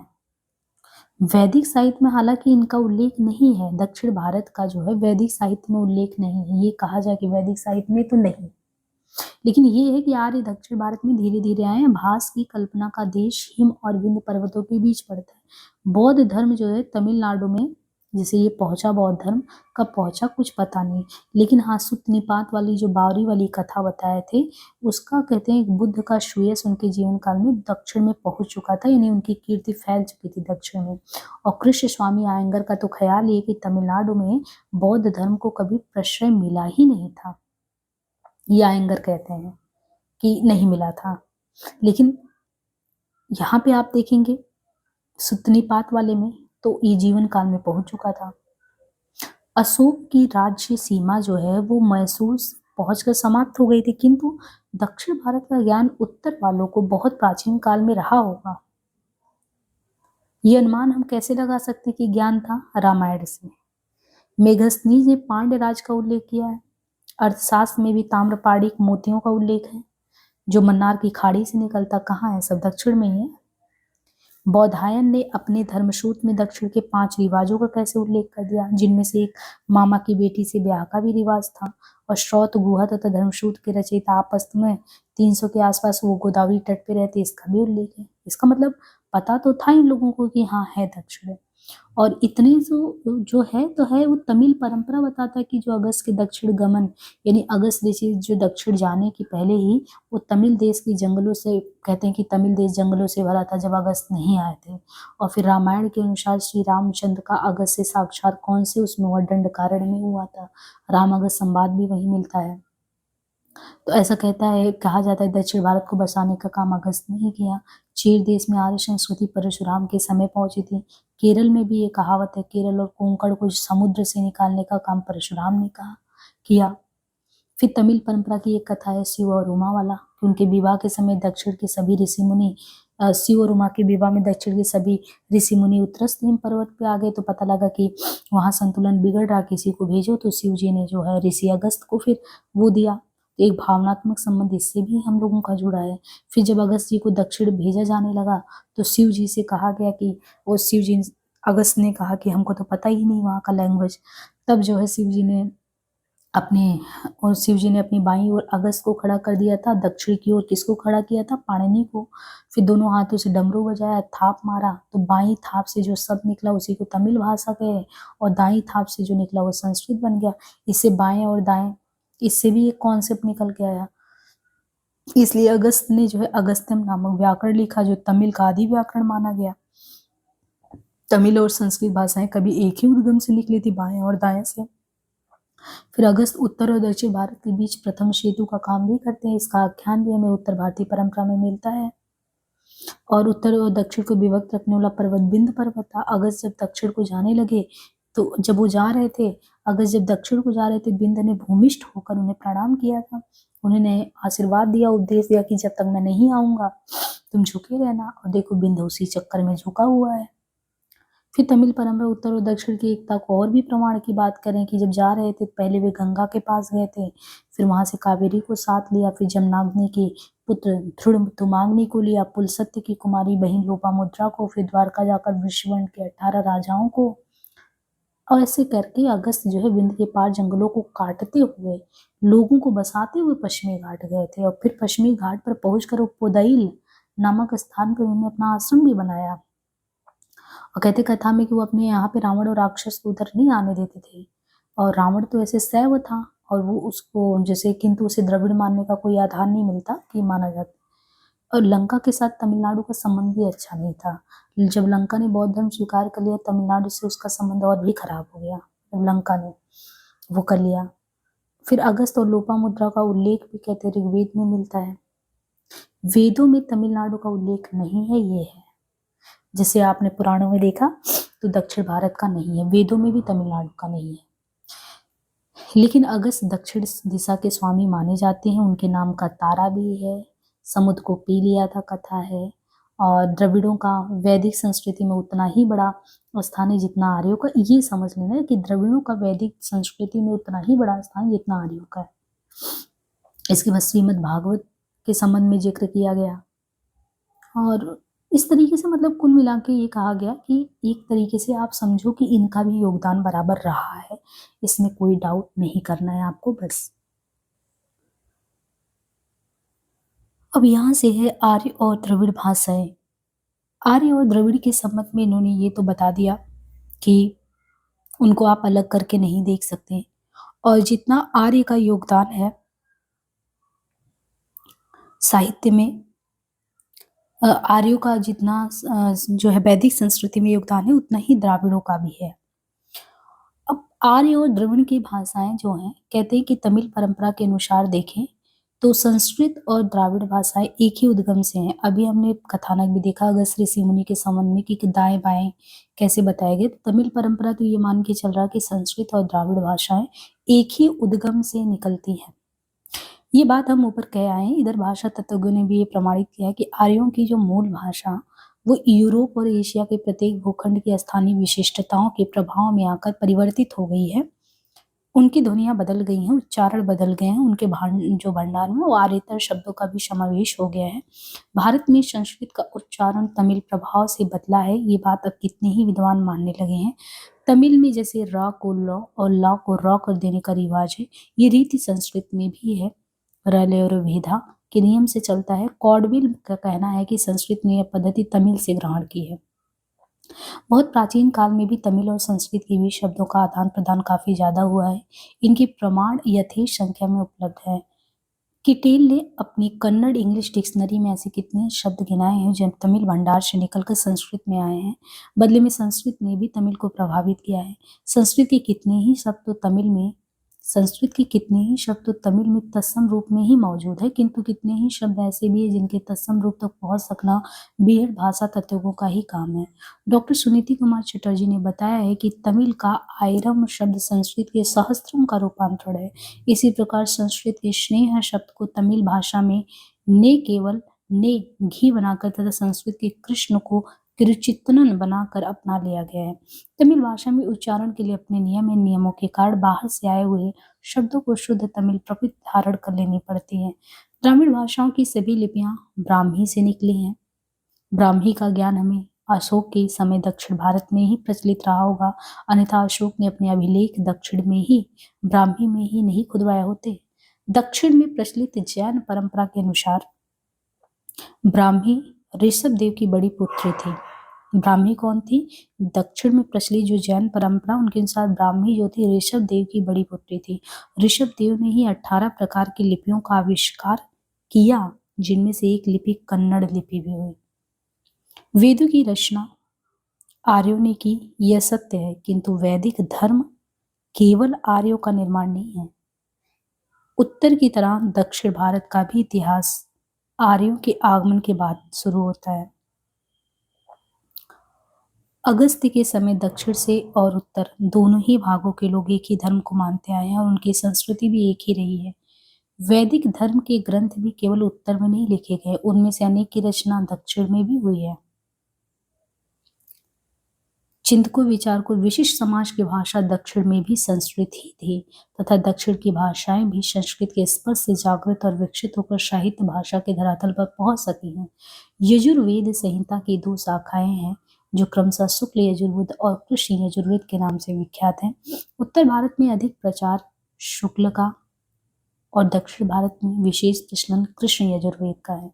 कृष्ण यजुर्वेद में कार्तिकेय, स्कंद और गौरी इन पौराणिक देवताओं का उल्लेख होने के कारण डॉक्टर मंगलदेव शास्त्री उन्हें वैदिकेतर धारा से प्रभावित मानते हैं। शास्त्री जी का यह भी अनुमान है कि कृष्ण यजुर्वेद शुक्ल की अपेक्षा अधिक प्राचीन है। शास्त्री जी ये भी मानते हैं कि कृष्ण यजुर्वेद जो है शुक्ल की अपेक्षा वो ज्यादा प्राचीन है। प्रत्युत वो ये भी समझते हैं कि कृष्ण यजुर्वेद की पौराणिक प्रवृत्ति के विरोध में ही शुद्ध वैदिक धारा के पक्षपातियों ने शुक्ल यजुर्वेद का आरंभ किया होगा और कदाचित शुद्ध धारा के कारण ही शुक्ल और कृष्ण नामों का प्रचलन हुआ हो। इस प्रकार देखें तो ये अनुमान सहज ही लगाया जा सकता है कि कृष्ण यजुर्वेद की रचना या तो दक्षिण भारत में हुई होगी अथवा उन ऋषियों के द्वारा जो द्रविड़ देश के रहे होंगे। स्रोत गृह और धर्म सूत्रों के रचयिता आपस्तम्ब दक्षिण में रहते थे और आपस्तम्ब के अनुकरण पर एक नवीन धर्मसूत्र के रचयिता सत्याषाढ़ हिरण्यकेशी भी कदाचित मालाबार के थे। वैखानस संप्रदाय का गृह सूत्र, जिनमें द्रविड़ भाषा के मुहावरों के भी निशान हैं, वो भी दक्षिण में ही रचे गए। वेदों को पुनर्जीवित करने वाले महान पंडित कौन है? सायणाचार्य, ये दक्षिण में हुए। सदगुरु शिष्य भी दक्षिण के थे, जिन्होंने अश्वालायन स्रोत सूत्र और आपास्तव स्रोत सूत्र पर टीका लिखा। पुराणों में से सर्वाधिक लोकप्रिय भागवत पुराण, उसकी रचना दक्षिण में हुई। विष्णु पुराण की विशिष्ट द्वैतवादी व्याख्या लिखने वाले विष्णु चित्त स्वामी भी दक्षिण के थे। रामायण पर विवेक तिलक लिखने वाले विद्वान उदाली भी दक्षिणात्य थे। उनका असली नाम आत्रेय वरदराज था।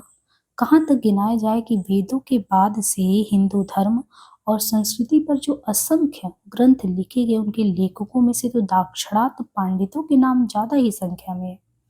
उत्तर का चिंतन आज के ही समान पहले भी तुरंत दक्षिण पहुंच जाता था, और इसी प्रकार दक्षिण में उत्पन्न विचार और चिंतनाओं से उत्तर के विद्वान प्रेरित होते थे। केरल यानी कन्याकुमारी के शंकराचार्य ने जब शारीरिक भाष्य लिखा तब उन पर भामिति टीका मिथिला में लिखी गई, जो हिमालय की तराई में। विचित्र बात यह है कि वाचस्पति मिश्र की भामिति टीका ने ही शंकर के शारीरिक भाष्य का सर्वाधिक प्रचार किया। दक्षिण में हिंदू धर्म के केवल दर्शन और शास्त्र ही नहीं लिखे गए, संस्कृत और प्राकृत काव्य साहित्य की रचना भी दाक्षिणात्य कवियों और कलाकारों का महत्वपूर्ण योगदान है। गाथा सप्तशती के विभ्राट रचयिता हाल सातवाहन में ही थे। जानकी हरण काव्य का कर्ता महाकवि कुमारदास 600 ईस्वी लंका में रहते थे। एक प्रसिद्ध गर्भोक्ति की रचित्री विजिका दक्षिणादेश वासिनी थी। 12वीं-7वीं सदी दक्षिण के थे, जिन्होंने 12वीं ने किरातार्जुनीयम लिखा। बहुभूति बरार में जन्मे थे और कहते विद्या भास उन्होंने कुमारिल भट्ट के चरणों में किया था। मुकुंदमाला नामक काव्य के कर्ता कुलशेखर कवि 7वीं सदी केरल देश के राजा थे। नलोदय, त्रिपुंदहन, युधिष्ठिर, विजय आदि 4 यमक काव्य के रचयिता कवि वासुदेव दक्षिण के थे और राजा कुलशेखर के संरक्षण में केरल में रहते थे। इसी प्रकार सुप्रसिद्ध नलचंपू काव्य के रचयिता त्रिविक्रम भट्ट 10वीं सदी राष्ट्रकूट नरेश राजा इंद्र द्वितीय के समकालीन थे और उन्हीं के दरबार में रहते थे। बृहत कथा विलुप्त ग्रंथ है, किंतु उनके रचयिता गुणाध्याय दक्षिण के थे। इनके सिवा अप्पय दीक्षित, भरतोटी दीक्षित, मल्लिनाथ शुद्ध और मंडित राज जगन्नाथ, ये सब के सब महातेजस्वी चिंतक दक्षिण में ही जन्मे। इस सूची को भी ज्यादा लंबा बनाना व्यर्थ है। संस्कृत साहित्य पर यह समझिए कि जितना ऋण उत्तर वालों का है ना, उतना ही ऋण दक्षिण वालों का भी है। उत्तर दक्षिण का प्रश्न अभी हाल में उठा है। प्राचीन काल में तो सारा भारत जो था संस्कृत को ही अपना साहित्यिक भाषा मानता था। प्रत्येक प्राचीन जाति का संस्कार, उनकी आत्मा, उनके प्राण उनके अपनी भाषा में बसते हैं। भारत की आत्मा और भारत के सूक्ष्म संस्कारों का निवास संस्कृत में है। संस्कृत इस देश में बसने वाले लोगों की सेवा और नहीं तो 3-4 हजार वर्ष से करती आई है। भारत की सभी भाषाएं संस्कृत के घाट पर पानी पीकर जाती हैं, आई है और उनका भी उपजीव्य रही है। भारत की आधुनिक भाषाओं में नए शब्द बनाने की शक्ति समाप्त है। अब भारत की जो भी भाषा नया शब्द खोजती है, उनके सामने संस्कृत की ओर जाने के सिवा और कोई राह नहीं है। इसी संस्कृत पर आधारित होने के कारण भारत की सभी भाषाएं एक हैं, क्योंकि उनके शब्द एक है, उनकी तर्ज भंगिमा और अदाएं एक है। वे एक ही सपने का आख्यान अलग अलग लिपियों में करते हैं।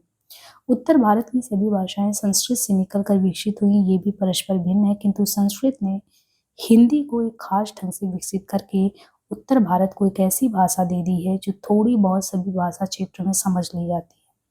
तेलुगु, कन्नड़ और मलयालम भी प्राचीन तमिल से ही निकली है, लेकिन द्रविड़ क्षेत्र में उस परिवार की कोई ऐसी भाषा उत्पन्न नहीं हुई जो चारों भाषा क्षेत्रों में समझी जा सके। उत्तर की एक विलक्षणता ये भी है कि वहाँ सभी भाषाएं संसार की अन्य भाषाओं के समान किसी न किसी क्षेत्र के लोगों की मातृभाषाएं हैं। केवल हिंदी ही एक ऐसी भाषा है जो सही मायने में किसी भी क्षेत्र की मातृभाषा नहीं है। कदाचित यही कारण है कि सारा देश उसे अपनी भाषा के रूप में अपना रहा है। इसी प्रकार संस्कृत भी भारत की किसी एक क्षेत्र की मातृभाषा नहीं थी। तो यहाँ पे लैंग्वेज के आधार पे भी क्या दोनों में अंतर था, क्या समानताएं थी? आर्य और द्रविड़ की भाषा की लेकिन जब बात हो तो तमिल परंपरा के अनुसार कह रहे हैं कि संस्कृत और द्राविड़ भाषाएं एक ही जगह से हैं, और आर्यों की जो मूल भाषा यूरोप और एशिया के प्रत्येक भूखंड से अब देखें तो अब समय के साथ चेंज हुई, आर्यतर शब्दों का समावेश हुआ। लेकिन भारत में जो संस्कृत का उच्चारण वो तमिल प्रभाव से बदला है। तमिल में र को ल, यहाँ ल को र, रलियो रभेदा के नियम से चलती है। कॉडवेल का कहना है कि संस्कृत ने ये पद्धति तो तमिल से लिया है। फिर किटेल महोदय का जिक्र है कि कन्नड़ इंग्लिश डिक्शनरी में ऐसे कितने शब्द आए। संस्कृत ने भी तमिल को प्रभावित किया। संस्कृत के कितने ही शब्द तो तमिल में तत्सम रूप में अभी भी है। सुनीति कुमार चटर्जी का कहना है तमिल का आयरम जो है यहाँ पे सहस्त्रम है, और संस्कृत के स्नेह केवल ना घी का के कृष्ण को किरुतिनम ये कहते हैं। द्राविड़ भाषाओं की सभी लिपियां कहाँ से निकली हैं? ब्राह्मी से निकली हैं, द्राविड़ की भी। और ब्राह्मी अशोक के समय दक्षिण भारत में प्रचलित रहा होगा। अशोक ने अभिलेख दक्षिण में भी ब्राह्मी में ही नहीं खुदवाए। तो और यहाँ ये ब्राह्मी का बात की जाए कि ब्राह्मी जो ऋषभ यानी जैन परंपरा जो दक्षिण में प्रचलित है, वहाँ के अनुसार जो ऋषभ देव उनकी बड़ी पुत्री ब्राह्मी थी, और ऋषभ देव ने कुल 18 प्रकार की लिपियों का आविष्कार किया, जिनमें से एक लिपि कन्नड़ भी थी। एक चीज तो ये सही है कि वेदों की रचना आर्यों ने की, ये तो बात सही है, लेकिन ये कहें कि वैदिक धर्म केवल आर्यों का निर्माण है, ऐसा नहीं है। उत्तर की तरह ही दक्षिण का भी बराबर इतिहास आर्यों के आगमन के बाद होता है। अगस्त के समय दक्षिण और उत्तर दोनों ही भाग के लोग एक ही धर्म को मानते हैं, ये ऊपर हमने देख लिया। इसके बाद कहते हैं कि यजुर्वेद संहिता की 2 शाखा, यजुर्वेद में आप शुक्ल यजुर्वेद और कृष्ण यजुर्वेद पढ़ते हैं, और उत्तर भारत में आप देखो शुक्ल का प्रचार है, दक्षिण में आप कृष्ण, और कृष्ण में ही कार्तिकेय स्कंद गौरी ये पौराणिक देवता विद्यमान है।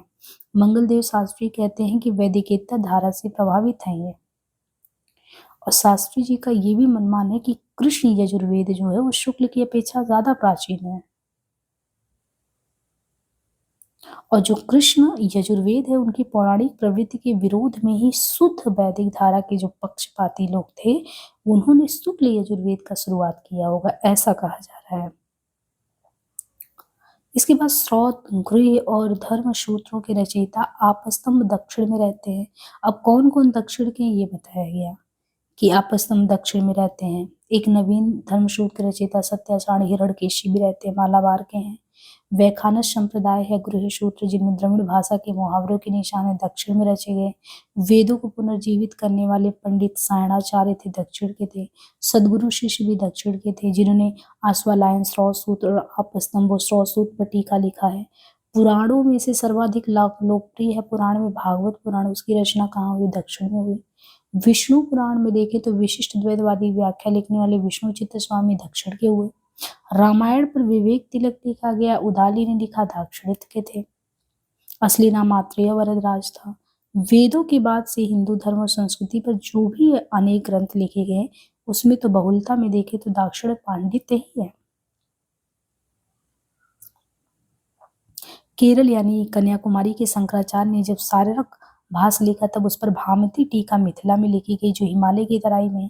तो विचित्र बात यह है कि वाचस्पति मिश्र की भामती टीका ने ही शंकर के शारीरक भास का सर्वाधिक प्रचार किया। तो दक्षिण में हिंदू धर्म के केवल दर्शन और शास्त्र नहीं लिखे गए हैं, केवल दर्शन और शास्त्र हिंदू धर्म का नहीं, यहाँ तो संस्कृत और प्राकृत काव्य साहित्य की भी रचना किया गया। इसलिए कहा जाए दाक्षिणात्य कवियों और कलाकारों का तो बहुत योगदान है। यहाँ गाथा सप्तशती के विभ्राट रचयिता हाल सातवाहन महीप थे। जानकी हरण काव्य के कर्ता महाकवि कुमारदास 600 ईस्वी लंका में रहते थे। एक प्रसिद्ध गर्भोक्ति की रचित्री विजिका दक्षिणादेश वासिनी थी। 12वीं-7वीं सदी दक्षिण के थे। किरातार्जुनीयम लिखते हैं भवभूति बरार में जन्मे थे और कहते हैं कि विद्याभ्यास उन्होंने कुमारी भट्ट के चरणों में किया था। मुकुंदमाला नामक काव्य के कर्ता है कुलशेखर, 7वीं सदी केरल देश के राजा थे ये मुकुंदमाला। नलोदय, त्रिपुरदहन, युधिष्ठिर विजय ये 4 यमक काव्य के रचयिता वासुदेव दक्षिण के थे।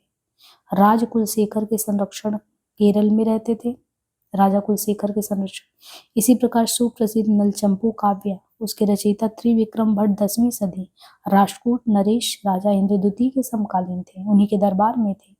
बृहत कथा विलुप्त ग्रंथ है, किंतु उसके रचयिता गुणाढ्य दक्षिण के थे। इनके सिवा अप्पय दीक्षित, भत्तोड़ी दीक्षित, मल्लीनाथ, मल्लीनाथ, पंडित राज जगन्नाथ, हम लोग इन लोगों को भारतीय काव्य शास्त्र में पढ़ते हैं, सब वहीं के थे। अंततः यही निकल के आता है कि प्राचीन काल में तो सारा भारत संस्कृत को अपनी साहित्य भाषा मानता था। संस्कृत घाट जितनी भी भारत की सभी भाषाएं वो संस्कृत के घाट पर ही पानी पीकर जाती हैं, और उत्तर भारत की सभी भाषाएं संस्कृत से निकलकर विकसित हुई हैं, इसमें भी कोई दो राय नहीं है। तो संस्कृत भी भारत की किसी एक क्षेत्र की मातृभाषा नहीं थी, सबने इसको एक तरीके से एक्सेप्टेंस दिया था, इसमें कोई दो राय नहीं है। अब ये टॉपिक है आर्य और द्रविड़ का स्वभाव। आर्य और द्रविड़ साहित्य की प्रकृति एक है, और उम्र की दृष्टि से देखें तो संस्कृत बड़ी, भारत की अन्य सभी भाषाएं उनसे छोटी, बहुत छोटी हैं। यहाँ तक कि तमिल जो है, जो भारत की अर्वाचीन भाषाओं में सबसे प्राचीन तमिल है, संस्कृत उससे भी कम से कम देखा जाए तो 2000 वर्ष अधिक पुरानी है। यहाँ पे ये बहुत महत्वपूर्ण है कि संस्कृत जो है उम्र की दृष्टि से देखें तो आर्य द्रविड़ साहित्य की प्रकृति एक है, उम्र की दृष्टि से संस्कृत बड़ी, भारत की अन्य सभी भाषाएं उनसे छोटी, बहुत छोटी हैं, संस्कृत बड़ी है। और जो तमिल है, जो भारत की कहें कि अर्वाचीन भाषाओं में सबसे प्राचीन है, संस्कृत उससे भी कम से कम अगर देखें तो 2000 वर्ष अधिक पुरानी भाषा है। अतएव भारत को जो कुछ भी कहना था उससे पहले संस्कृत में कहा। बहुत बात को जब अर्वाचीन भाषाओं का उदय हुआ, उनमें भी भावानुभूति और चिंतन की वही प्रक्रिया उद्भुत हो गई जो संस्कृत में विकसित हुई। अतएव हिंदू संस्कृति की मूल भाषा क्या है? संस्कृत रही। बाकी भाषाओं का एक लंबा सा इतिहास केवल संस्कृत की उद्धरणी का इतिहास है। इस दृष्टि से देखने पर आर्य और द्रविड़ स्वभाव को परस्पर भिन्न बताना निराधार लगता है, परंतु एकाध विद्वान ने कल्पना करने का साहस किया है कि आर्यों और द्रविड़ों के स्वभाव में किसी न किसी समय थोड़ी भिन्नता अवश्य रही होगी, अन्यथा ये कैसे संभव हुआ कि कर्मकांड और आशावाद के प्रेमी आर्य निवृत्ति के चक्कर में आ गए, और जो लोग प्रकृति के सौंदर्य पर न्यौछावर होना ही अपना परम धर्म मानते थे, उनकी संततियों ने देह दंडन और ये कृच्छ साधना को कैसे कर्तव्य मान लिया। मिलते मिलते आर्य और द्रविड़ परंपरा इस प्रकार मिल गई कि उनमें से एक का विश्वास दूसरे का भी विश्वास बन गया, और एक की आदतें कैसे दूसरे की भी आदतों में समा गई। नदियों के समान ही प्राचीन संस्कृतियों का उद्गम निश्चय पूर्वक नहीं जाना जा सकता। जैसे नदियों का आप नहीं जान सकते, वैसे प्राचीन संस्कृतियों का उद्गम तो निश्चय पूर्वक नहीं जान सकते। विशेषता हिंदू संस्कृति तो महानद के समान है, उसके भीतर अनेक नदियों का जल समाहित हुआ है, तभी वो इतना विस्तृत और अथाह दिखता है। फिर भी इस महानद को विशेष रूप से पुष्ट बनाने वाली दो महाधाराएं अवश्य हैं, जिन्हें हम आर्य और द्रविड़ विशेषताओं के साथ जानते हैं। औसत मुसलमान कवि और औसत हिंदू विचारक होता है। औसत मुसलमान कवि औसत हिंदू विचारक होता है। इसी न्याय से हम कह सकते हैं कि आरंभिक द्रविड़ की अपेक्षा भावुक ज्यादा थे। आरंभिक जो आर्य थे, आरंभिक जो द्रविड़ रहे होंगे, उनकी अपेक्षा आर्य ज्यादा भावुक थे। सभ्यता जो जो प्रगति करती है, आदमी की चिंतनशीलता उसके कवित्व को दबाती जाती है। द्रविड़ सभ्यता में आर्यों से आगे थे, यानी द्रविड़ जो थे वो सभ्यता में द्रविड़ जो थे वो आर्यों से आगे थे, यानी आर्यों की अपेक्षा वे ज्यादा प्राचीन थे। अतः उनकी कल्पना में चिंतन की रीढ़ पैदा हो चुकी थी। आर्य भारत पहुंचने से पूर्व अधिकतर घुमक्कड़ और मौजी जीव रहे थे, अतः उनके भीतर ये उत्साह वर्तमान था कि प्रकृति के सौंदर्य पर वे चकित हो सके। किंतु द्रविड़ों का चिंतन कवित्व से आगे निकल चुका था। सूर्योदय के साथ साथ कदाचित वे सूर्यास्त भी कई बार देख चुके थे, ये द्रविड़ के बारे में कहा जा रहा है, जिसके कारण जीवन की निस्सारता का बोध जो है द्रविड़ों को कई बार हो चुका था, उन्हें होने लगा था। सभ्यता यदि संस्कृति का आदि भौतिक पक्ष है, सभ्यता यदि संस्कृति का आदि भौतिक पक्ष है, तो भारत में इस पक्ष का अधिक विकास आर्यों ने किया है। इसी प्रकार भारतीय साहित्य के भीतर भावुकता की तरंग अधिकतर आर्य स्वभाव के भावुक होने के कारण बढ़ी है। मतलब भावुक कौन ज्यादा हुआ? आर्य अपने स्वभाव के कारण ये ज्यादा भावुक हुए। किंतु भारतीय संस्कृति की कई कोमल विशेषताएं हैं, जैसे हिंसा, सहिष्णुता, वैराग्य भावना द्राविड़ स्वभाव के प्रभाव से विकसित हुई है। तो ये चीज है कि किंतु भारतीय संस्कृति की कई कोमल विशेषताएं जैसे अहिंसा, सहिष्णुता, वैराग्य ये द्राविड़ स्वभाव के प्रभाव से विकसित हुए। यह देश जो है आर्यों के आगमन के पूर्व से ही, भारत देश आर्यों के आगमन के पूर्व से ही अहिंसक, अल्पसंतोषी और सहिष्णु रहता आया है। आर्यों ने आकर यहाँ भी जीवन की धूम मचा दी, प्रवृत्ति और आशावाद के स्वर से सारे समाज को पूर्ण कर दिया। किंतु जब उनका यज्ञवाद भोगवाद का पर्याय बनने लगा, यानी यज्ञ करना भोगवाद का पर्याय बनने लगा, और आमिष प्रियता से प्रेरित ब्राह्मण जीव हिंसा को वो धर्म मानने लगे, इस देश की संस्कृति यज्ञ और जीवघात दोनों से विद्रोह कर उठी।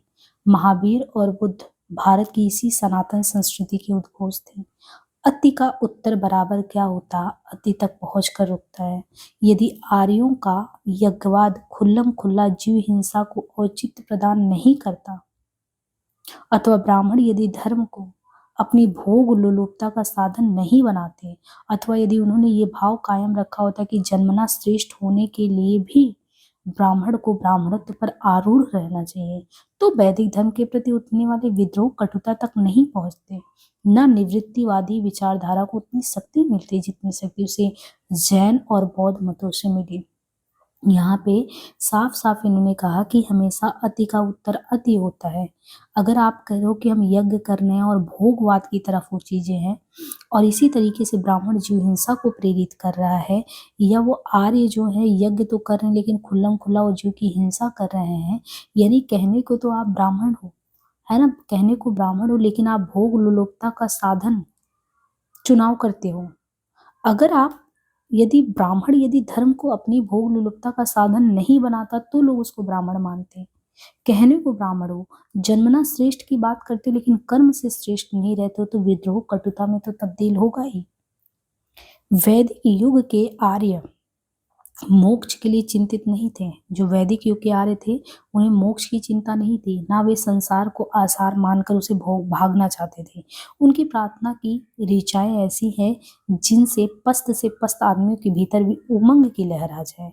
उन्हें रित के बारे में मैं बताया था, सर्वोच्च गुणों से संपन्न व्यक्ति, उन्हें रित का ज्ञान प्राप्त हो चुका था और वे मानते थे कि सारी सृष्टि किसी एक ही प्रचंड शक्ति से चालित है और ठहरी हुई है, तथा उस शक्ति की आराधना करके मनुष्य जो भी चाहे वो प्राप्त कर सकता है। किंतु बराबर उनकी प्रार्थना लंबी आयु, स्वस्थ शरीर, विजय, आनंद, समृद्धि इनके लिए होती थी। जो वैदिक प्रार्थनाएं भी हैं और सबल, स्वस्थ, प्रफुल्ल जीवन को प्रोत्साहन देने वाले मंत्र भी है। वो कहते हैं हम 100 वर्ष तक जिए, हम 100 वर्ष तक अपने ज्ञान को बढ़ाते रहे, हम 100 वर्ष तक पुष्टि दृढ़ता को पाए, 100 वर्ष तक आनंद में जीवन व्यतीत करें, हम 100 वर्षों तक अधीन होकर रहे हैं। जो स्वयं उद्योग करता है इंद्र उसी की सहायता करते, जो श्रम नहीं करता देवता उसके साथ मित्रता नहीं करते। भगवान जीवन यात्रा में हमें समन्वित कीजिए, हम सदा प्रसन्नचित रहते हुए उदीयमान सूर्य को देखें। मैं इंद्र हूँ, मेरी पराजय नहीं हो सकती। मेरा आराध्य देव आप तेजः स्वरूप है, मुझ में तेज को धारण कीजिए। आप वीर्य रूप हैं, वीरवान कीजिए। आप बल रूप हैं, बलवान कीजिए। ओज रूप है, ओजस्वी बनाइए। मेरे पुत्र शत्रु का हनन करने वाले हो, हमारे पुत्र सुवीर हो, उनके साथ हम शत्रुओं पर विजय प्राप्त करें। तू ना तो भयभीत हो, ना उद्विग्नता को प्राप्त हो, मेरे लिए सभी दिखाएं झुक जाए। तो ये ऐसी चीजों के बारे में कहते थे, तो वो जीवन जीते भी थे, जीवन का रस भी लेते थे, और वो पदलोलुपता या भोगवादी प्रवृत्ति की यानी उनके कथनी करने में अंतर नहीं था। जो आर्य ऐसी जीवन प्रार्थनाओं के अभ्यासी थे वे ही जैन और बौद्ध मतों के उत्थान के समय भरी जवानी में संन्यास लेने लगे। ऐसा क्या हो गया? रक्तपात से घबराकर युद्ध विमुख होने लगे और खेती करने से कहीं कीट पतंग ना मर जाए इस चिंता से कातर होकर कोई और रोजगार ढूंढने लगे। किंतु बौद्ध और जैन मतों के मध्य हम ये दायित्व क्यों मरे? संन्यास, मोक्ष और निवृत्ति की भावना तो उपनिषदों में ही प्रकट होने लगी। आर्यों की मौलिक भावनाएं ऋग्वेद तक ही आज सुषण रही। उपनिषद मूल आर्यों के ग्रंथ नहीं है। उपनिषद जो है मूल आर्यों के ग्रंथ नहीं है, वे उन भारतीय आर्यों की रचनाएं जो स्थानीय प्राग वैदिक संस्कृति से भलीभांति प्रभावित होने लगे थे।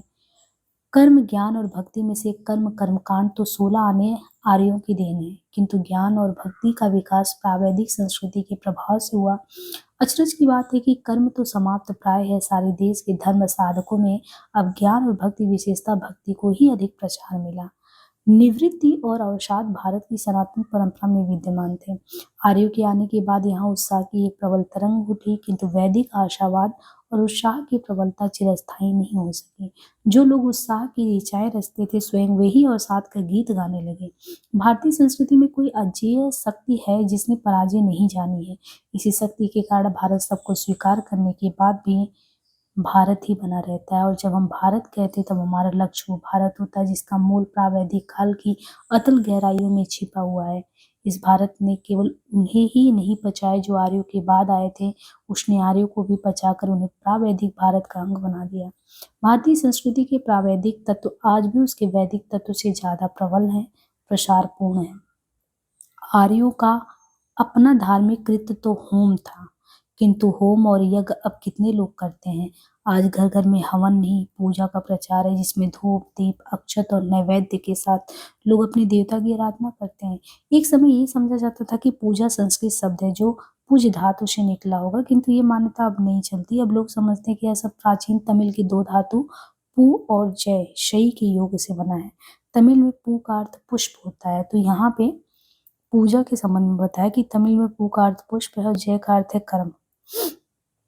अतः पू और जय के योग का अर्थ है पुष्प कर्म। यहाँ फिर अहिंसा की परंपरा मूल में द्रविड़ दिखाई देती है, क्योंकि हवन पशुकर्म था। पीछे आर्यों के यहाँ भी पशुकर्म के बदले जो है पुष्प कर्म का रिवाज चल पड़ा।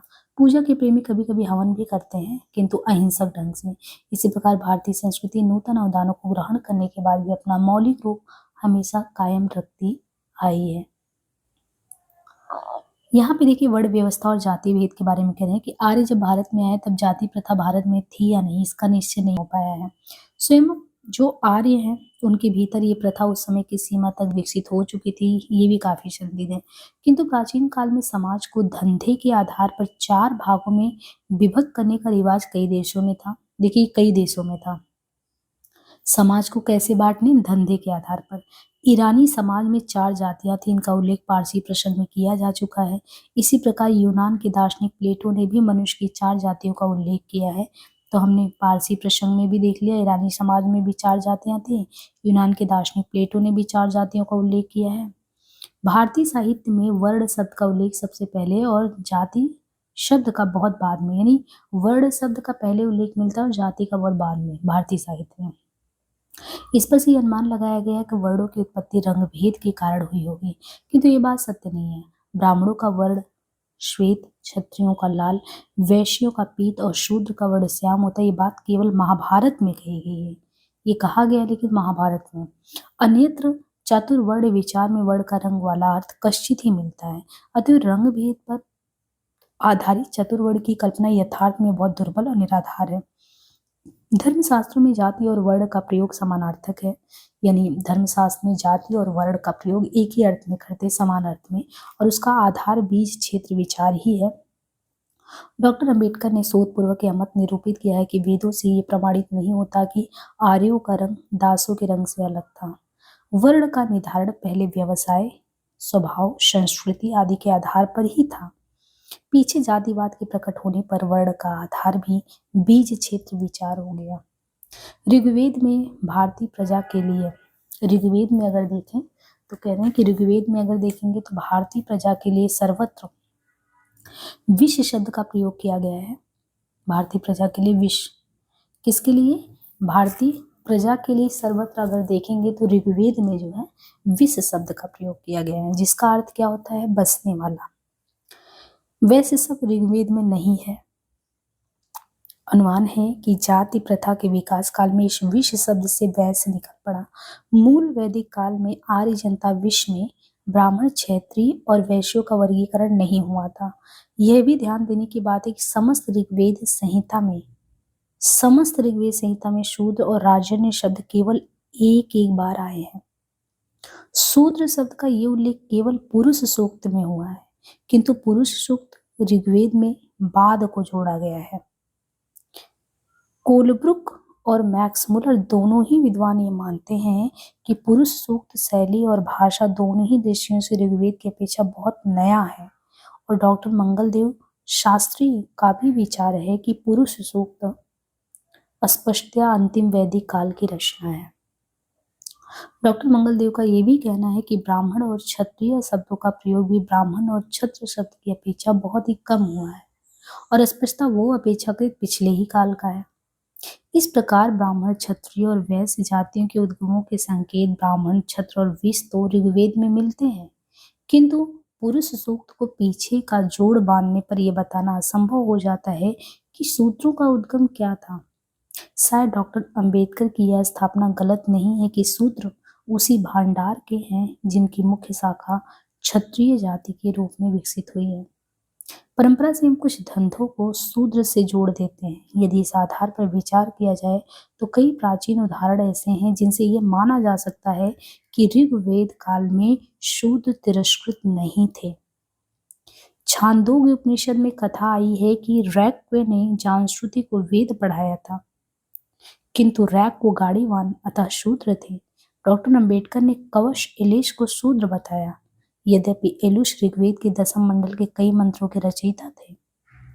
महाऐतरेय उपनिषद के अनुसार भी काव्यशीय लोग दासी पुत्रों के वंशज थे, किंतु वे यज्ञों के आध्यात्मिक रहस्य का उद्घाटन करते थे। भरद्वाज और कात्यायन स्रोत सूत्रों में संकेत है कि कई धर्मशास्त्र यज्ञ का अधिकार शूद्रों को भी दिया गया था। अश्विनी कुमारों के इंद्र सोमपान का अधिकारी नहीं समझते थे क्योंकि वे शूद्र थे, किंतु महर्षि च्यवन ने इंद्र से वैर ठानकर अश्विनी कुमारों को सोम अर्पित किया था। वेदकालीन राजा अगर आप देखें तो राजा सुदास शूद्र थे। वैदिक परंपरा के अनुसार वे राजर्षि विश्वामित्र के संरक्षक थे। सुदास का राजाभिषेक वशिष्ठ ने किया था और राजा सुदास ने अश्वमेध यज्ञ भी किया। ऋग्वेद में 3 ही वर्ण है। ऋग्वेद में देखें तो 3 ही वर्ण है। शूद्र को चौथे वर्ण के रूप में वहां गिना ही नहीं गया है। सतपथ ब्राह्मण और तैत्रीय ब्राह्मण भी 3 ही वर्ण की स्थिति बताते हैं। ऐसी अवस्था में ये मानने का क्या आधार हो सकता है कि इन 3 वर्णों के सिवा आर्यों के समाज में बहुत से ऐसे भी लोग थे जिन्हें आर्यों ने कोई नाम ही नहीं दिया। इससे अधिक युक्त संगत या युक्त संभावना यही हो सकती है कि शूद्र भी किसी न किसी प्रकार के द्विज थे और उनका स्थान घट बढ़कर क्षत्रियों के ही समान था। इस संभावना को कुछ अतिरिक्त बल इस बात से भी मिलता है कर्म सादृश्य या स्वभाव साम्य के आधार पर चतुर्वर्ण परिधि के बाहर के भारत में तो भारत के बाहर विद्यमान राष्ट्र, गण या समूह मनुस्मृति, महाभारत, पुराणों में क्षत्रिय जाति के रूप में निर्दिष्ट हैं। आर्य वृत्ति से बाहर रहने वाले सुसभ्य लोग क्षत्रिय समझे जाते थे। यानी जो भी आर्य वृत्ति से बाहर लेकिन सुसभ्य लोग थे वो क्षत्रिय थे। तब फिर आर्य समाज के भीतर बसने वाले लोग जिनकी गणना त्रिवर्ण में नहीं है, तिरस्कृत शूद्र की स्थिति में क्यों हो रहे होंगे? सूदत्रों का जो सूद का है, सूदत्रों का विधान ऋग्वेद काल के बाद जाकर हुआ होगा। मनुस्मृति और महाभारत में वृषल उन्हें कहा गया है जो कि आर्य वृत्ति से बाहर है, जैसे शक, यवन, पारद, चीन, किरात, दारद, पौंड्र, चौंड्र। वृषलों के द्वारा यज्ञ करवा कर उन्हें आर्य वृत्ति में सम्मिलित कर लेने की प्रथा जो है महाभारत काल में थी।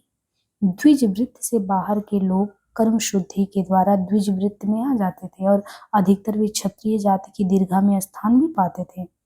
इधर भारत में जब से यह आंदोलन उठा कि द्विजेतर जातियों के लोग भी द्विजत्व प्राप्त करें, तब से प्रायः जो भी लोग शूद्र जाति से उठकर द्विजत्व का दावा करते वे और किसी जाति में ना जाकर अपने को क्षत्रिय कहना ही ज्यादा पसंद करते हैं। प्रत्येक जाति को सदा के लिए किन्हीं खास धंधों से बांध देने का रिवाज जो है वो वैदिक युग के बाद प्रचलन में आया, जिसका स्पष्टतम उल्लेख मनुस्मृति में मिलता है। वरम स्वधर्मा विगूढ़ा पराख्या स्वानुष्ठिता पर धर्मड़ा जीवना ही सद्या पतति जता।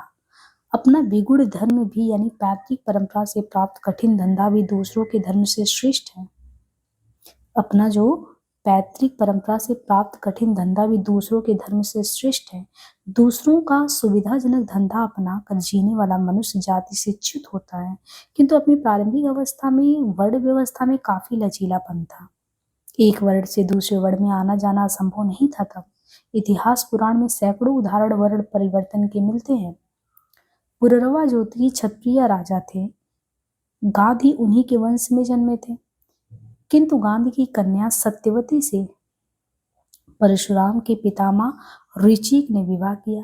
इस प्रकार एक ही गादी के पुत्र विश्वामित्र क्षत्रिय और जामाता ऋचि ब्राह्मण कहे गए। कृष्णद्वैपायन व्यास की माता सत्यवती धीवर जाति की थी, किंतु व्यास क्षत्रिय और ब्राह्मण सबके पूजनीय थे। इसी प्रकार जाबाला का पुत्र सत्यकाम ब्रह्म विद्या का अधिकारी ब्राह्मण समझा गया। यद्यपि जाबाला इतना भी नहीं जानती थी कि सत्यकाम किस पुरुष के संसर्ग से जन्मा था। लक्ष्मण शास्त्री जोशी और डॉक्टर अविनाश चंद्र दत्त ने अपने ग्रंथों में इस बात के अनेक प्रमाण दिए हैं कि वेदों के आरंभिक युग में सभी प्रकार की श्रेणियों से उठकर लोग ब्राह्मणत्व प्राप्त कर लेते थे। जाति परिवर्तन का रिवाज पंजाब में कदाचित महाभारत काल में खूब चला रहा था, जिनकी निंदा करते हुए कर्ण शल्य से कहता है, वैहिक देश में ब्राह्मण ही क्षत्रिय वैश्य शूद्र नापित बनते हैं और फिर ये लोग जो है ब्राह्मण बन जाते हैं। मनु ने तो प्रत्येक जाति के लिए निर्दिष्ट दंडों को अटल बनाने का जो विधान किया, वैसी कोई भी बात ऋग्वैदिक समाज में नहीं थी। ऋग्वेद के एक सूक्त नवम मंडल 112 का ऋषि कहता है, मैं कवि हूँ, मेरा पिता वैद्य है, मेरी माता पिशान करती है। ऋग्वेद में ही मंडल 10 सूक्त 102 ऋषि मौदल्य का उल्लेख है, जिन्होंने गाय चुराने वाले दस्युओं का पीछा शस्त्र उठाकर किया। परशुराम ब्राह्मण होकर भी भयानक योद्धा के रूप में प्रसिद्ध है। भृगुओं का उल्लेख ऋग्वेद में रथ बनाने वाले बढ़ई के रूप में हुआ है। देवताओं में भी ऋभुगण धातु शिल्प और लकड़ी के काम में उस्ताद थे। पता नहीं बाद को शिल्प जानने वाले लोगों की गणना, जो शिल्प जानते थे उनकी गणना प्रायण शूद्रों में क्यों कर दी गई। कदाचित द्विजों ने अपने आभिजात्य को अक्षुण्ण रखने की चिंता में शिल्पकारों को अपनी पंक्ति में आने ही नहीं दिया। क्षत्रिय राजा और योद्धा होते थे तथा ब्राह्मण पुरोहित और मंत्री तथा राजगुरु, इन दोनों के बीच परस्पर आश्रयी संबंध था। वैश्य दीर्घा में दोनों से हीन अवश्य थे, किंतु कृषि और वाणिज्य पर एकाधिपत्य होने के कारण राजा और ब्राह्मण दोनों ही वैश्यों का सत्कार करते थे। किंतु इन तीनों जातियों के लोग शिल्प और कला कौशल को हीन व्यवसाय एवं शूद्रों के योग्य समझते थे। जो वर्ग सुसंस्कृत थे, जिनकी बुद्धि का भरसक विकास हुआ था, वे साधारणतः औद्योगिक कलाओं से दूर ही रहे। इस बात का भारतीयों के बौद्धिक और आर्थिक विकास की दृष्टि से विपरीत एवं अनिष्टकारी परिणाम हुआ। डॉक्टर अविनाश चंद्र दत्त और महामहोपाध्याय काड़े दोनों का ये मानना है कि जिन दस्युओं और दासों को जीत कर आर्यों ने अपने समाज में सम्मिलित कर लिया, वे ही शूद्र हुए।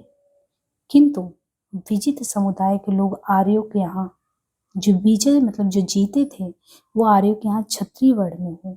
मतलब जिन दस्युओं और दासों को उन्होंने जीता था, उनको अपने यहाँ शूद्र में सम्मिलित किया, जो जीते थे उनको क्षत्रिय में सम्मिलित किया। इसलिए ये समझना चाहिए कि शूद्र अधिकांश में वे लोग हुए होंगे जिनका सांस्कृतिक धरातल निम्न कोटि का रहा होगा। इसी प्रकार आर्यों के अपने वृत्त के भीतर के जो द्विज वृषलत्व को प्राप्त होते थे, वे भी ऊपर से लुढ़क कर शूद्र जाति में आ गए। विशेषतः शूद्रों की संख्या उन लोगों के कारण बढ़ी है जिनका जन्म अनुलोम और प्रतिलोम दोनों ही श्रेणियों के गहरे विवाहों से होता रहा। उच्च वर्ण के पुरुषों का हीन वर्ण की स्त्रियों से विवाह, यानी जो उच्च वर्ण के पुरुष हैं उनका हीन वर्ण की स्त्रियों से अगर विवाह है तो अनुलोम है, और हीन वर्ण के पुरुष का अगर उच्च वर्ण की स्त्री से विवाह है तो प्रतिलोम विवाह है। प्रतिलोम विवाह तो आरंभ से ही ग्रहित समझा जाता था, लेकिन अनुलोम विवाह की पहले निंदा नहीं थी, किंतु आगे चलकर अनुलोम और प्रतिलोम दोनों ही प्रकार के विवाहों से उत्पन्न संततियों वर्ण संकर मानी जाने लगी और सब के सब सूत्र में आ गए। अनुलोम विवाह यानी उच्च जो पुरुष होता था उच्च वर्ण का निम्न वर्ण की महिला से, तो अनुलोम विवाह का प्रतिरोध बड़ा ही अर्वाचीन है। सम्राट हर्षवर्धन 7वीं सदी के काल तक असवर्ण विवाह के अनेक ऐतिहासिक उदाहरण पाए जाते हैं। जाति भेद का आज के जैसा दृढ़ प्रभाव 1000 वर्ष पहले नहीं था।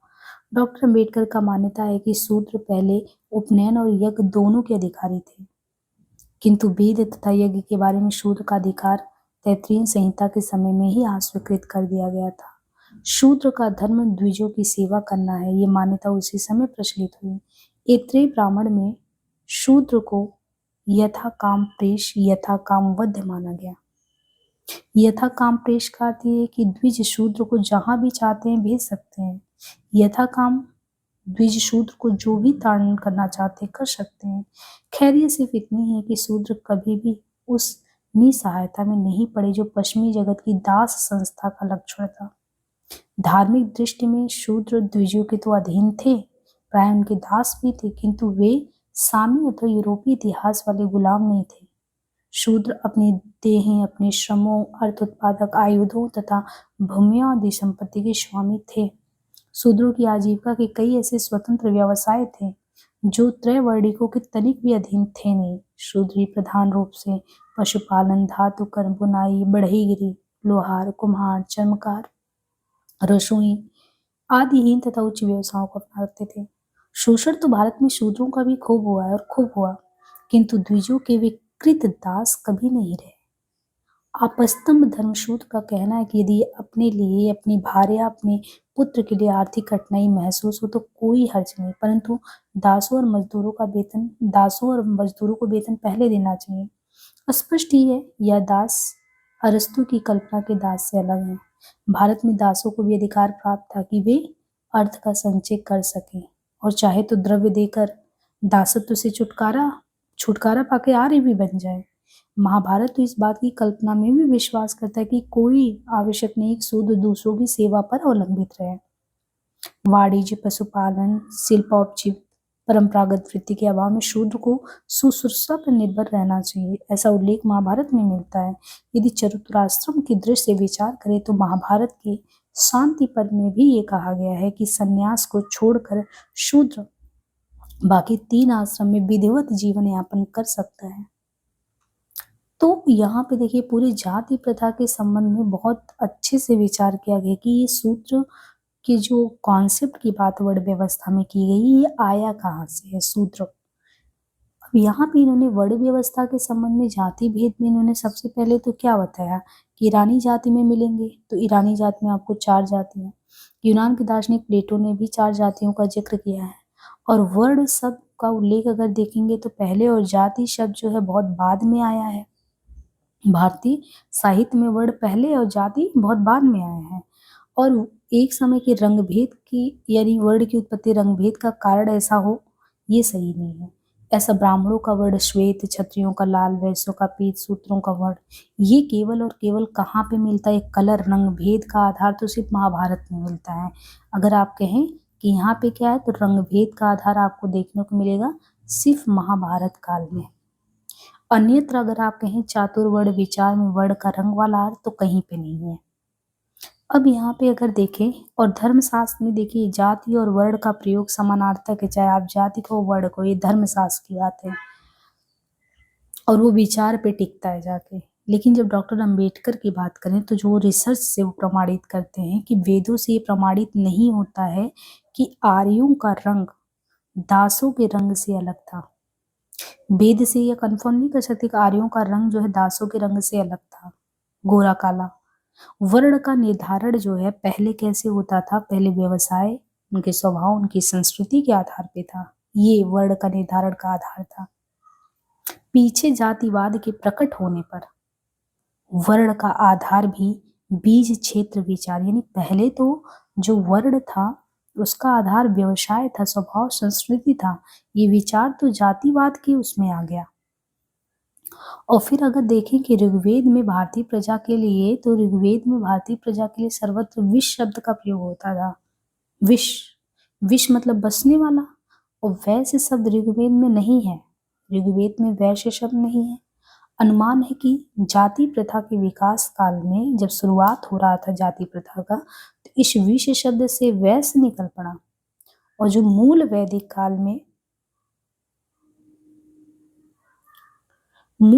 काल में आर्य जनता विश्व में ब्राह्मण, क्षत्रिय और वैश्यों का वर्गीकरण नहीं हुआ था। ये भी ध्यान देने की बात है कि समस्त ऋग्वेद संहिता में अगर देखें तो शूद्र और राजन्य शब्द केवल एक ही बार आया है।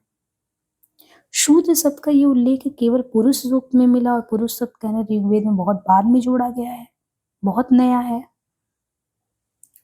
ब्राह्मण, क्षत्रिय और वैश्य जाति के उद्गम के संकेत ब्राह्मण, क्षत्र और वैश्य तो ऋग्वेद में मिलते हैं, लेकिन पुरुष सूक्त को बाद में जोड़ा गया। शूद्र का उद्गम तो बहुत बाद में बताया गया।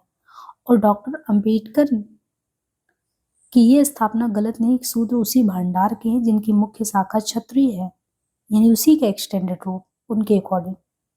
ऋग्वेद काल में तो शूद्र तिरस्कृत भी नहीं थे।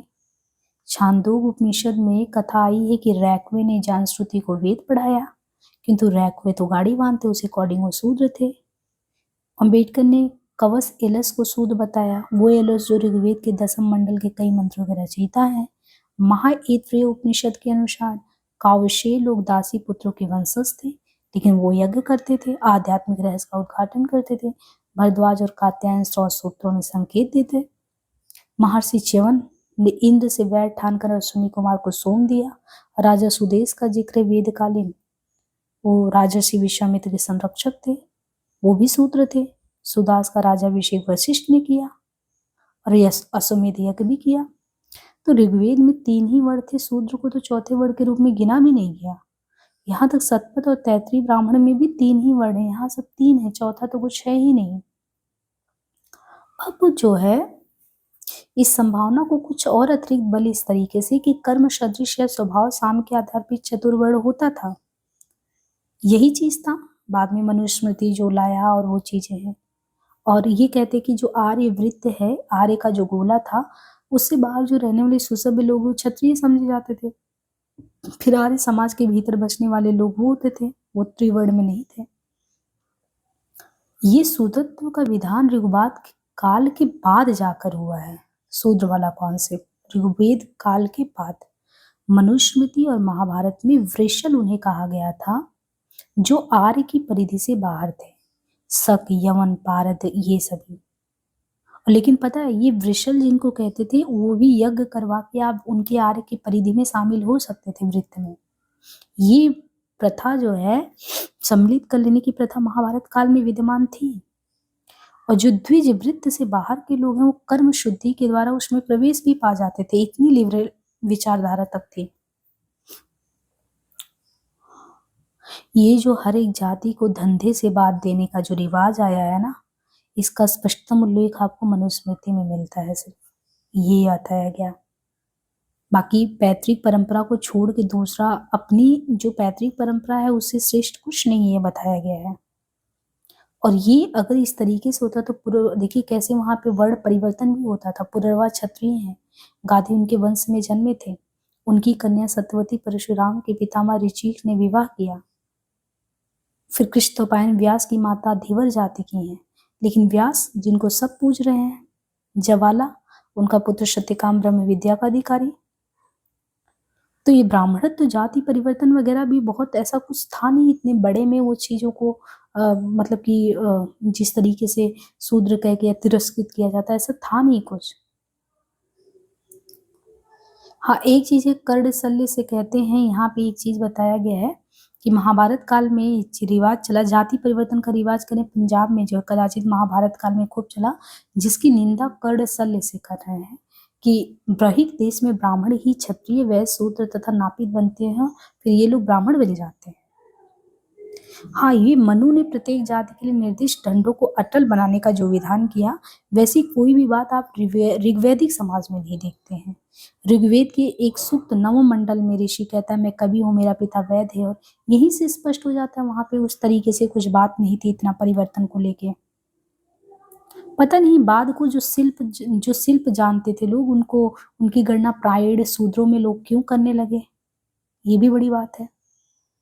अविनाश चंद्र और महामहोपाध्याय काड़ी दोनों का मानना है जिन दस्युओं और दासों को जीतकर आर्यों ने अपने समाज में मिला लिया था, जो मिला लिया उनको शूद्र का, लेकिन जो जीत गए उनको क्षत्रिय में शामिल कर लिया।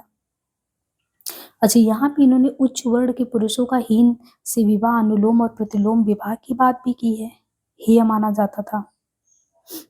डॉक्टर अम्बेडकर का मान्यता भी है कि शूद्र पहले उपनयन और यज्ञ कर सकते थे, वेद तथा यज्ञ के बारे में बस उनको तैतृय संहिता के समय में ही अस्वीकृत कर दिया गया था। शूद्रों का धर्म द्विजों की सेवा करना होता था, यथा काम प्रेष यथा काम वध्य। लेकिन ये अपने यहाँ की बताते हैं कि जो यूरोप में जो दासों की स्थिति थी वो अपने यहाँ की नहीं थी। अपने यहाँ वाले बाकायदा आजीविका के लिए अच्छे काम कर लेते थे, उच्च व्यवसाय करते थे। आपस्तम्भ धर्मसूत्र का कहना कि यदि अपने लिए, अपनी भार्या, अपने पुत्र के लिए आर्थिक कठिनाइयां महसूस हो तो कोई हर्ज नहीं। ये अरस्तु की कल्पना के दास से अलग वाले। भारत में दासों को भी अधिकार प्राप्त था, वो अर्थ का संचय करते, चाहे वो द्रव्य लेकर दासत्व से छुट्टी पा जाते, वो बकायदा वाणिज्य, पशुपालन, शिल्प, उपजीवित, परंपरागत वृत्ति करते थे। यदि चतुराश्रम की दृष्टि से विचार करें तो महाभारत के शांति पर्व में भी ये कहा गया है कि संन्यास को छोड़कर शूद्र, बस संन्यास को छोड़ दे शूद्र बाकी तीनों आश्रम में विधिवत जीवन यापन कर सकते, इसमें कोई दो राय नहीं है। तो यहाँ तक हमने देखा। नेक्स्ट हम जाति प्रथा जन्मी कैसी, उसे नेक्स्ट सेशन में देखेंगे। आज के लिए इतना ही, धन्यवाद।